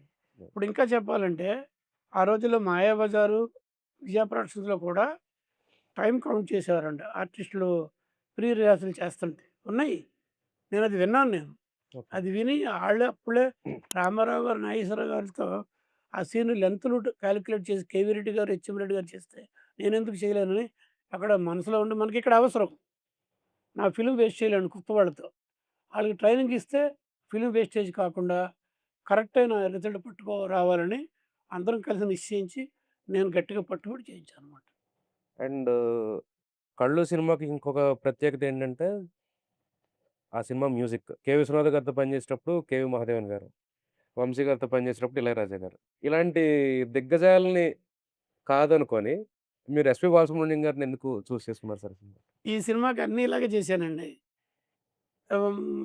సబ్జెక్ట్ ఎవరిది? గొల్లపూడి మారుతిరావు గారు అవును. కదా! మరి గొల్లపూడి మారుతిరావు గారు నేను డైలాగులు పెట్టుకోలేదే. కథ ఆయన పేరేసానంతే. గొల్లపూడి మారుతిరావు గారు కథ వదిలేసి, నేను డైలాగ్స్ ఎవరికిచ్చాను? ఎంవీఎస్ హరినాథరావు. టి. కృష్ణ గారితో సక్సెస్‌ఫుల్‌గా ఉన్నాడు. నాకు ఆ పేరు కావాలి, ఈ పేరు కావాలి పబ్లిసిటీకి. రెండోది ఇళయరాజాని నేను తెచ్చుకోలేను. మధుయాన్ గారు తెచ్చుకోలేను. బాలు గారు బాగా ప్రియ మిత్రులు. అందుకని ఆయన్ని బతిమిలాడి ఆయన ఎంత కోఆపరేట్ చేశారంటే, ఆయన చిన్న క్యారెక్టర్ ఒకటుంటది. అంటే బాలు గారు యాజ్ బాలు. చిన్న సీన్ తమాషానికి అవును. కావాల్సింది. ఆయన ఫ్లైట్‌లో ఆయనే వచ్చి, ఆయన స్టార్ హోటల్‌లో దిగి, షూటింగ్‌లో యాక్ట్ చేసేసి, ఆయన ఫ్లైట్‌లో ఆయన ఎళ్ళిపోయారు. తర్వాత ఎండింగ్‌లో ఏదో నాకు ఉన్నంతలో ఒక అమౌంట్ ఇస్తే చక్కగా అంతే. అంత బాగా కోఆపరేట్ చేశారు. అంటే నాకేంటంటే, ఈ ఫైనాన్షియల్ మ్యాటర్స్‌లో నాకు చిరాకుండకుండా చూసుకునేవాడిని. ఆ విషయంలో ఇది ప్రిఫర్ చేశాను. బాలుగారితో. సీతారామ శాస్త్రి అదే గారికొస్తే నెక్స్ట్ అక్కడికే వస్తున్నాను. యెస్. మీరు ఇంతకుముందు ఇంటర్వ్యూస్‌లో నేను చూసిన దాని ప్రకారం 'చేంబోలు టు సిరివెన్నెల' మొత్తం అంటే సినిమాల్లోకి రాకముందు కూడా మీకు పరిచయం అని చెప్పి మేము విన్నాం సార్. సో, చేంబోలు కాదండి. అనకాపల్లి టు అదే ఆహ్, 'చేంబోలు' అంటే వారి ఇంటి వాళ్ళ పేరు సార్. ఇంటి పేరు. ఇంటి పేరు. అనకాపల్లి అతను తర్వాత సూర్యనారాయణ అని చెప్పేసి ఒకాయన ఉండేవాడు. Story writer and dialogue writer. 'Magamaharaju' సినిమాకి నాకు ఫస్ట్ పిక్చర్, అతనికి ఫస్ట్ పిక్చరు. అతను, ఇతను వీళ్ళందరూ టెలిఫోన్స్‌లో పనిచేసేవాళ్ళు. ఓకే. సీతారామ శాస్త్రి వాళ్ళంతా. సరే నాకు అప్పుడే పరిచయం అయిపోయారు. అయిపోయిన తర్వాత సిరివెన్నెలకి విశ్వనాథ్ గారు, వేటూరు గారితో పాటు అంతకుముందు సినిమాలకి వేటూరు గారితో పాటు ఇతను కూడా చెప్పి నాకు ఇలాగ సీతారామ శాస్త్రి అనే అతన్ని ఈ సినిమాకి కురాయిస్తున్నాను అని చెప్పి నాతో కూడా చెప్పారు. అలాగే సీతారామ శాస్త్రి సిరివెన్నెలకి చేయడం, ఒక సెన్సేషన్ అయిపోవడం సినిమా. పర్టిక్యులర్‌గా సాంగ్స్ అతను అసలు ఎక్కడికో వెళ్ళిపోయేంత 'విధాత తలుపున' 'విధాత తలపు' నాకు చాలా ఇష్టమైన సాంగు. నా టేకింగ్ కూడా నేను ఇష్టపడతాను. అది చేసి అలాగా అతని ఇంటి పేరైపోయింది. కళ్ళు తర్వాత ఎలాగైతే ఆర్టిస్ట్‌లకి 'కళ్ళు చిదంబరం.' అలాగే అయిపోయింది. ఈ కళ్ళు సినిమా కూడా అతన్ని వైజాగొచ్చాడు. సినిమాలో కొన్ని చోట్ల కనిపిస్తాడు. ఏదో ఇటుకలు మోస్తుండాలి, డబ్బులివ్వాలి. అండ్ అది కాకుండా అండ్ స్పెషల్‌గా ఆయన సాంగ్ అండి 'తెల్లారింది లేకుండా' ఇలా సాంగ్. రెండోదేంటంటే తన జీవితంలో ఫస్ట్ టైము రాయడమే కాకుండా రాసిన తన పాటని తనే పాడాడు. పెద్ద హిట్ అది. 'తెల్లారింది లేగండో కొక్కరొక్కో' అలాగా త్రూఅవుట్ నాతో పాటే ఉన్నాడతను. తను రచనా వ్యాసంగం ఉండేది. లేదంటే మా ఇంట్లోనే అతను, నేను, ఈవి సత్యనారాయణ అంతా కలిసి చూసుకునేవాళ్ళం. మెడ్రాస్‌లో కూడా అదే వైజాగ్‌లో కూడా అలాగే పార్టిసిపేట్ చేశాడు. నాకు కుదిరిందంతే ఆ సినిమాకి. ఇప్పుడు వస్తున్న నెక్స్ట్ జెన్‌జీస్ గాని, ఇప్పుడు అంటే మా జనరేషన్ నుండే స్టార్ట్ అయింది. లైక్ చిన్న మొబైల్ ఫోన్స్‌లోని లేదా హ్యాండీ కెమెరాస్‌లో కూడా షార్ట్ ఫిల్మ్స్ లాంటివి లైక్ ఫీచర్ ఫిల్మ్స్ కూడా కొన్ని తీసేస్తున్నారు. సో, ఈ advancement of the technology and ఇప్పుడు ఈ రోజు రేపట్లో like AI advent in film making. So వీటి వల్ల పాజిటివ్ ఇంపాక్ట్ ఉందంటారా? నెగెటివ్ ఇంపాక్ట్ ఉందంటారా ఫిల్మ్ మేకింగ్ ప్రాసెస్‌లో? అంటే 2 రకాలుగానే ఉంటదండి. ఇప్పుడు నేను ఫస్ట్ డిజిటల్ కెమెరాస్ వచ్చి ప్రతివాడు ఒక డిజిటల్ కెమెరా కొనుక్కోగలిగిన స్టేజ్‌కి ప్రైస్ పడిపోయి ఇమేజ్ సేమ్ వచ్చేసి ఫిల్మ్‌తో కంపేర్ చేయకూడదనుకోండి. వచ్చేసి అంటే కెమెరా పెడితే బొమ్మొస్తుంది. 4 షాట్లు తీసేసి ఎడిటింగ్ చేసేసి అలాగొచ్చేసింది. అప్పుడు నేను ఒక స్టేట్మెంట్ ఇస్తే నా మీద చాలామంది ఇదయ్యారనమాట. నెగెటివ్‌గా మాట్లాడారు. నేనేమన్నానంటే, "కోతికి కొబ్బరికాయ దొరికినట్టు పిచ్చోడి చేతిలో రాయిలాగా అయిపోద్ది. దాన్ని పద్ధతిగా యూజ్ చేయకపోతే చాలా చాలా బ్యాడ్‌గా ఫిల్మ్ మేకింగ్ తయారవుద్ది." అవును. ఇది ఒక సిస్టమేటిక్‌గా ఉండే అది సిస్టమ్ పోద్ది. ఎవరైనా డైరెక్ట్ చేసేయొచ్చు. ఎవరైనా యాక్ట్ చేసేయొచ్చు. ఎవరైనా ప్రొడ్యూసర్ అయిపోవచ్చన్నప్పుడు చిలవలు పలవలు అయిపోయి ఇప్పుడు చాలా దారి తప్పిన పద్ధతిలో సినిమాలొస్తున్నాయి. ఇప్పుడు అదే జరుగుతుంది. అదే సార్. ఇప్పుడు అదే ఫిల్మ్ మేకింగ్‌లో ఏఐ ఆర్టిఫిషియల్ ఇంటెలిజెన్స్ ఏఐ అంటే ఇప్పుడు లేటెస్ట్ లేటెస్ట్‌గా వస్తుంది. నిన్న మొన్న కళ్ళు తెరిచిందది. నేను 2000 సెప్టెంబర్ 11 కదా! 2001 అవునండి. అప్పుడు నేను అమెరికాలో ఉన్నా. అమెరికాలో ప్రొడ్యూసర్ గారి అమ్మాయి పెళ్ళికెళ్ళాను. అప్పుడు ఏఐ వచ్చింది. ఏఐ సినిమా ఎవరిది? స్పీల్‌బర్గ్‌ది. ఓకే. దానికి కమ్యూనిస్ట్‌కి కెమెరామెన్ ఇంటర్నేషనల్ ఫేమస్. అవునండి. అప్పుడే ఆ సినిమాలోనే ఫ్యూచర్ ఎలా ఉంటది అని చూసాను. అలాగే ఇంకో సినిమా 'డెమన్ సీడ్' అని ఒకటి సినిమా చూసాను. ఒక కంప్యూటరైజ్డ్ హౌస్‌లో ఒక ప్రొఫెసరు అతని వైఫ్‌ని కంప్యూటరు ప్రెగ్నెంట్ చేస్తది. ఎప్పటినుంచో ఉన్నాయండి ఇవన్నీ థాట్స్. బట్ ఇప్పుడు డైరెక్ట్‌గా మన చేతులోకి వచ్చేసింది. ఇప్పుడు ఫిల్మ్ నుంచి చిప్పుకొచ్చి చిన్న చిన్న కెమెరాలతో తీసేసే ఒక డెవలప్‌మెంట్, అడ్వాన్స్‌మెంట్ ఎలా వచ్చిందో, ఇది మనం అవాయిడ్ చేయలేం. మీరు కెమెరా ఆపలేరు. కెమెరా లేకుండానే సినిమా తీసేయడం వచ్చింది. తీసేయొచ్చు. అది ఎప్పుడో ఉంది. ఏది మన కార్టూన్స్ కెమెరాతో చేయరండి. అవును. యానిమేషన్స్. యానిమేషన్ చేస్తారు కదా! ఉంది. అప్పుడైనా ఉంది. ఇప్పుడైనా ఉంది. అయితే ఒకటి మీరు ఒక పెద్ద కాన్వాస్‌లో చూసిన సినిమా ఉదాహరణ చెప్తాను. నాకు all time favourite 'Ben Hur' mister బషీర్‌లో తీశారు. 70 ఎంఎంలో మళ్ళీ సినిమాస్కోప్ టైప్‌లో. అది 'చారియట్ రేస్' చూస్తే మీరు 'చారియట్ రేస్‌లో' ఆ లొకేషన్‌లో ఉన్నట్టుగా ఉన్నంత గొప్పగా ఉంటుంది ఫిల్మ్ ఫార్మాట్. మరి మీరు ఈ చిన్న ఇదిలో అందులో ఇదేమో అయన్నీను హారిజాంటల్ ఫార్మాట్ మొన్నటి వరకు. ఇప్పుడు వెర్టికల్ ఫార్మాట్ మొబైల్‌లో కూడా సినిమాలు చూసేస్తున్నారంటే మీకు ఉన్నంతలో ఏదో ఒకటి చూసేసేయాలి. ఏదో చూస్తే చాలు. ఎక్స్ట్రార్డినరీగా హై క్వాలిటీలో నేను చూస్తాననే మైండ్ సెట్ పోయింది. ఎందుకంటే ఎకనామిక్స్ పర్మిట్ చేయట్ల. అంతేనా? ఇప్పుడు నేను ఊరికే చిన్న సైడ్‌కెళ్ళిపోయాను. మనం హైదరాబాద్ నుంచి ఎక్కడో విజయవాడ వెళ్తున్నాం. మధ్యలో ఎక్కడో చోట ఆపుతాడు కదా! ఇప్పుడు కాదు నేను చెప్పేది 10 ఏళ్ళు, 15 ఏళ్ల క్రితం. ఆగినప్పుడు మనం ఎళ్లి అక్కడ క్యాసెట్‌లు అమ్ముతుంటారు సీడీలు. సీడీలు అమ్ముతున్నప్పుడు ఒకటి చూస్తాం. అదో మన జేమ్స్ కెమెరాన్ సినిమా ఏంటండి 'అవతార్.' అవుతారు. 'అవతార్' మాస్టర్ క్యాసెట్ ఎంత అంటే వాడక్కడ మాస్టర్ క్యాసెట్ ఉండదు. 'అవతారు' ఇంకోటేదో 4 సినిమాలు కలిసి ఒక డిస్క్‌లో రూ. 80కి ఇస్తున్నాడు. నేను హైదరాబాద్ వచ్చి 'అవతార్' అడిగితే రూ. 300 అన్నాడు. 4 సినిమాలు రూ. 80 ఏంటి? ఈ ఒక్క గొప్ప సినిమా. ఒక్క సినిమాకే ఏంటంటే అదే ఇది ఇదే. అంటే ఈ 4 సినిమాల్ని ముందు చూసేయగలుగుతున్నాడు రూ. 80లో. అంటే ఎకనామికల్ మైండ్ సెట్టు దాన్ని అలాగే చేస్తదనమాట. మరి పైరసీ ఎందుకు జరుగుతుందండి? పైరసీ కారణం అదే గదా! రూట్ కాజ్ ఏంటండి పైరసీకి? అంటే అఫోర్డబుల్‌గా లేదు థియేటర్‌కెళ్ళేంత ఇప్పుడైనా బడ్డింగ్ ప్రాబ్లమ్ అది కదా! మీరు ఏమైనా ఎళ్ళిపోతున్నాయి కదా! కారణం ఎకనామిక్స్, బీదతనం.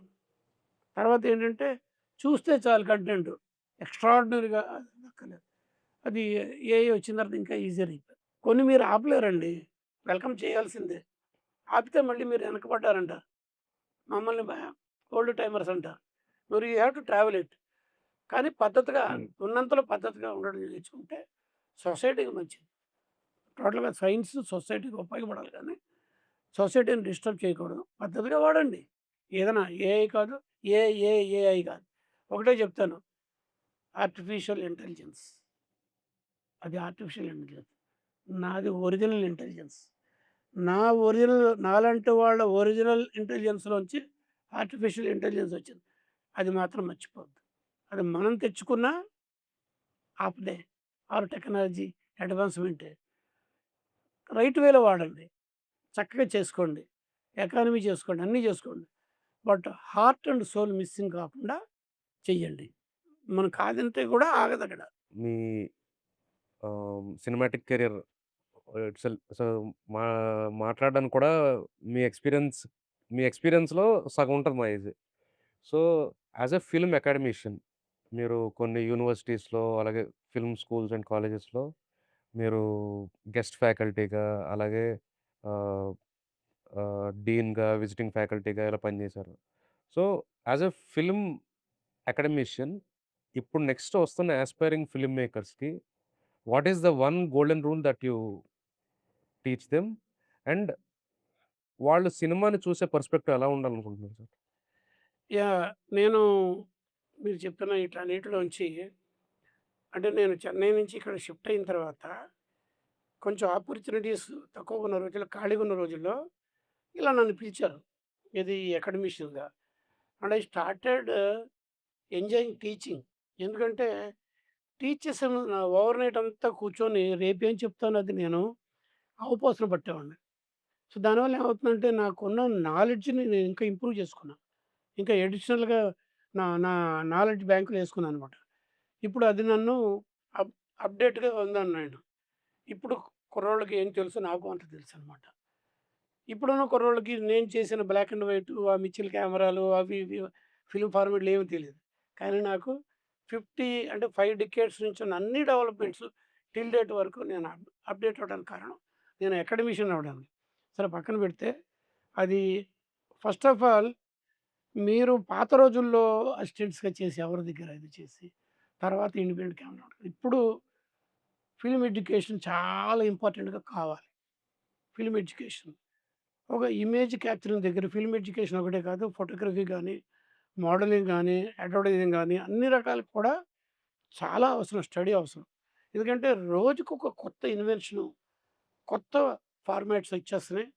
అప్‌డేట్ అవ్వాలి. పోటీ పడాలి.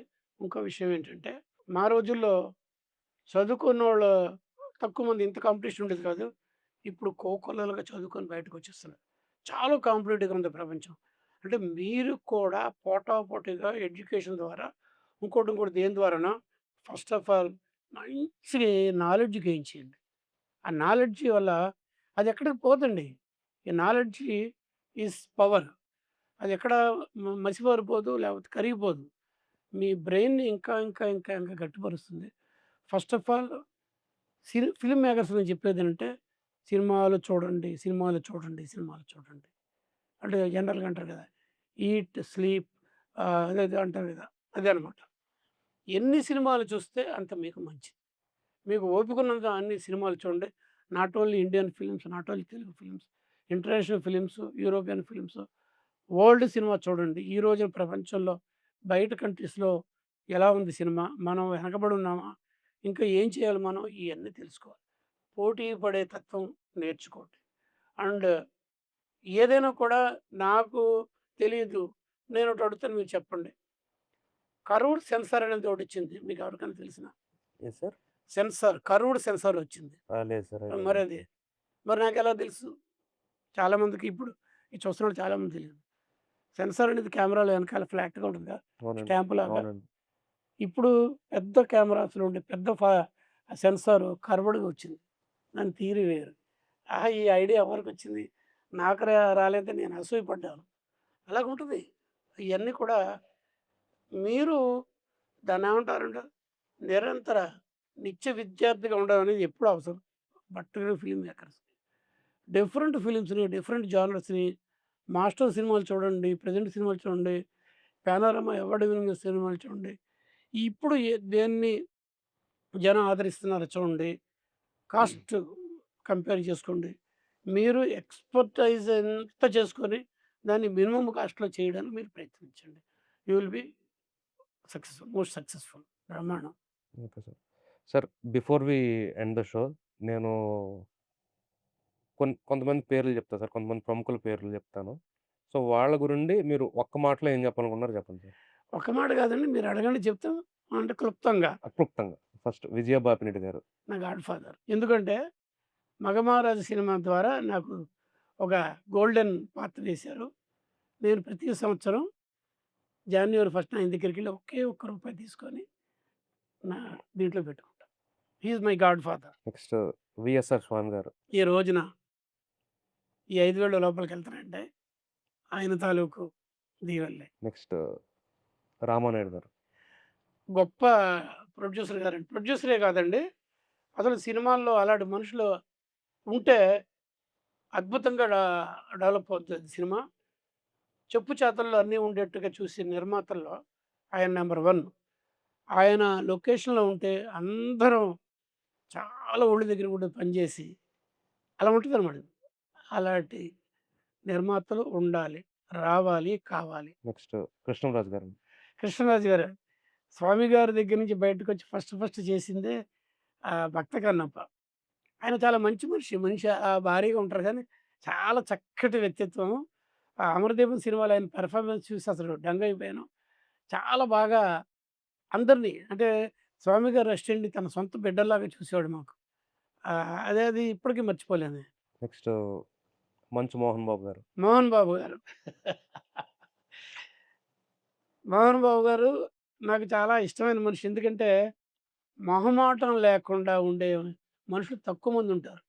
హిపోక్రటిక్‌గా ఉంటారు సినిమా ఫీల్డ్‌లో. ఆయన అలా కాదు. నచ్చితే నెత్తిన పెట్టుకుంటాడు. తేడా వస్తే కొదేసి వచ్చేస్తారనమాట. చాలా ఓపెన్ హార్టెడ్. ఓన్లీ ఇదేంటంటే క్విక్‌గా టెంపర్‌మెంటు కొంచెం అతను ఇబ్బంది పడద్ది. అదర్ దాన్ దట్ మంచి మనిషి. నన్ను తమ్ముడులాగా చూసుకున్నాడాయన. Next 'S. గోపాల్ రెడ్డి' గారు. మా గురువుగారు, రెండో గురువుగారు. స్వామి గారు మొదటి గురువుగారు. అక్కడ ఇద్దరం కలిసి పనిచేసాం.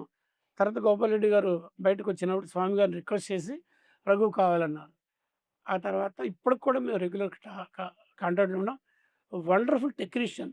ఇప్పుడు నిర్మాత కూడా తెలుసు కదా! దుర్గా ఆర్ట్స్. అవునండి. అవునండి. మంచి టెక్నీషియన్ అండి. నన్ను తను గాని, వాళ్ళ ఇంట్లో అమ్మా, నాన్న గాని గోపాలరెడ్డి తర్వాత ఇంకో కొడుకులాగానే చూసారు. నెక్స్ట్ 'కోదండరామిరెడ్డి' గారు. ఆయనతో నేను అసిస్టెంట్‌గా గోపాలరెడ్డి గారి దగ్గర, స్వామి గారి దగ్గర ఉన్నప్పుడు చేశాను. ఆయనదేంటి చిద్విలాసంగా ఉంటారండి ఎప్పుడు. చిద్విలాసంగా అంటే అసలు అంటే, అంటే పెద్ద కష్టమా సినిమా మేకింగు ఏంటి అన్నట్టుగా అలవోకగా ఉంటది ఆయన యాటిట్యూడ్. I love it. ఆయనతో సినిమా కూడా చేశాం. ఓకే. 'రవిరాజ పినిశెట్టి' గారు. ఆ! ఆయన చూస్తే కొంచెం భయమేస్తది. వెస్ట్ ఇండీస్ బౌలర్స్ లాగా. కానీ ఎంత కంట్రోల్డ్ అంటే టెక్నాలజీ మీద, ఫిల్మ్ మేకింగ్ మీద ఇలా కావాలనేది ఆయన నిర్దిష్టంగా తెలుసుకొని షాట్లు అడుగుతారు, చేయిస్తారు. నెక్స్ట్ 'ఇళయరాజా' గారు.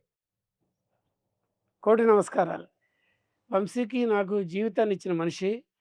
అంటే డైరెక్టర్లు, ప్రొడ్యూసర్స్ అంతా ఓకే అనుకోండి. మేము ఒక, ఒక ఎలైట్ దీంట్లోకొచ్చింది. ఇళయరాజా గారి మ్యూజిక్‌కి మేము చేసే విజువల్స్, మా టేకింగే. వండర్‌ఫుల్ అండి. అలాంటి మనుషులు రేర్, రేర్ బ్రీడ్ మనుషులు. రారు, ఏమో చెప్పలేరు. నెక్స్ట్ 'ఆర్‌జీవి' గారు. ఆర్‌జే 'రామగోపాల్ వర్మ.' మళ్ళీ ఇంకోసారి నా చేత అనిపించకండి. మేధావి. మా అపర మేధావి. నేను ఒక స్టేట్మెంట్ ఇచ్చినందుకు చాలామంది నన్ను అడిగారు ఏంటి అలా అన్నారని. దారి తప్పి మేధావి. దానికి ఇప్పుడు కూడా ఇంకో విశ్లేషణ ఏంటంటే, రాము స్పీల్బర్గ్ రేంజ్‌లో ఎళ్ళాల్సిన మనిషి. నైట్ కే శ్యామలాన్ రేంజ్‌లో ఎళ్ళాల్సిన మనిషి ఇండియాలో ఉండిపోయి మన మధ్యలోనే ఇమిడిపోయాడంతే. నిజంగా అంత టాలెంట్ ఉన్న మనిషి ఇక్కడ ఉండకూడదు. దట్స్ వాట్ ఇప్పటికి కూడా నేను అదే ఫీల్ అవుతా. ఆఖరిగా 'కమల్ హాసన్' గారు. ఆహా! ఇట్స్ ఒక అలాంటి మనుషులు ఎప్పుడో, ఎప్పుడో ఒక జనరేషన్‌కి ఎప్పుడో కొన్ని జనరేషన్ ఒకళ్ళొస్తారు. సకల కళా వల్లభనుడు అతనే. అతను నటనే గాదు. అతనికి తెలియని టెక్నిక్ కూడా లేదు. అద్భుతం అనమాట. చాలా అన్ని డిపార్ట్‌మెంట్స్ తెలుసు. కెమెరా గురించి తెలుసు, లెన్సుల గురించి తెలుసు. ఆహ్, తర్వాత సౌండ్ గురించి తెలుసు, మేకప్ గురించి తెలుసు. ఏమి తెలీదు. నటనలో ఎన్ని రకాల క్యారెక్టర్స్ ఏసాడు. యూనిక్ పర్సన్స్ అలాంటివాడు. చాలా తక్కువ మందుంటారు సృష్టిలో. సినిమాల్లో అతనొకతను. సార్ మీరు మీ వాల్యుబుల్ టైమ్‌ని మాకిచ్చి, అసలు మాకు తెలియని చాలా విషయాలు అంటే మీరు కెమెరాస్ ఫస్ట్ మిచెల్ కెమెరాస్ దగ్గర నుండి ఇప్పుడొచ్చిన చిన్న చిన్న కెమెరాస్ అండ్ ఏఐ కూడా ఎలా వర్క్ చేస్తుందని మీరు మీరు చాలా నాలెడ్జ్ మాతో షేర్ చేసుకున్నారు. అండ్ మీ ఎక్స్‌పీరియన్స్ అనేది మా నెక్స్ట్ జనరేషన్స్‌కి, మా జనరేషన్స్‌కి అది ఇట్స్ వెరీ వాల్యుబుల్ సార్. మరొకసారి మా కోసం మీ వాల్యుబుల్ టైమ్ స్పెండ్ చేసి, మా ది ఒరిజినల్ స్టోరీస్ అనే షోకి ఫస్ట్ గెస్ట్‌గా వచ్చినందుకు thank you very much sir. ఇది చూసిన యంగ్ జనరేషను నేను చెప్పిన దాన్ని ఏమన్నా అర్థం చేసుకొని ఇంప్లిమెంట్ చేస్తే చూడాలని నాకు. All the best all of you. నమస్తే. నమస్తే sir. Thank you very much.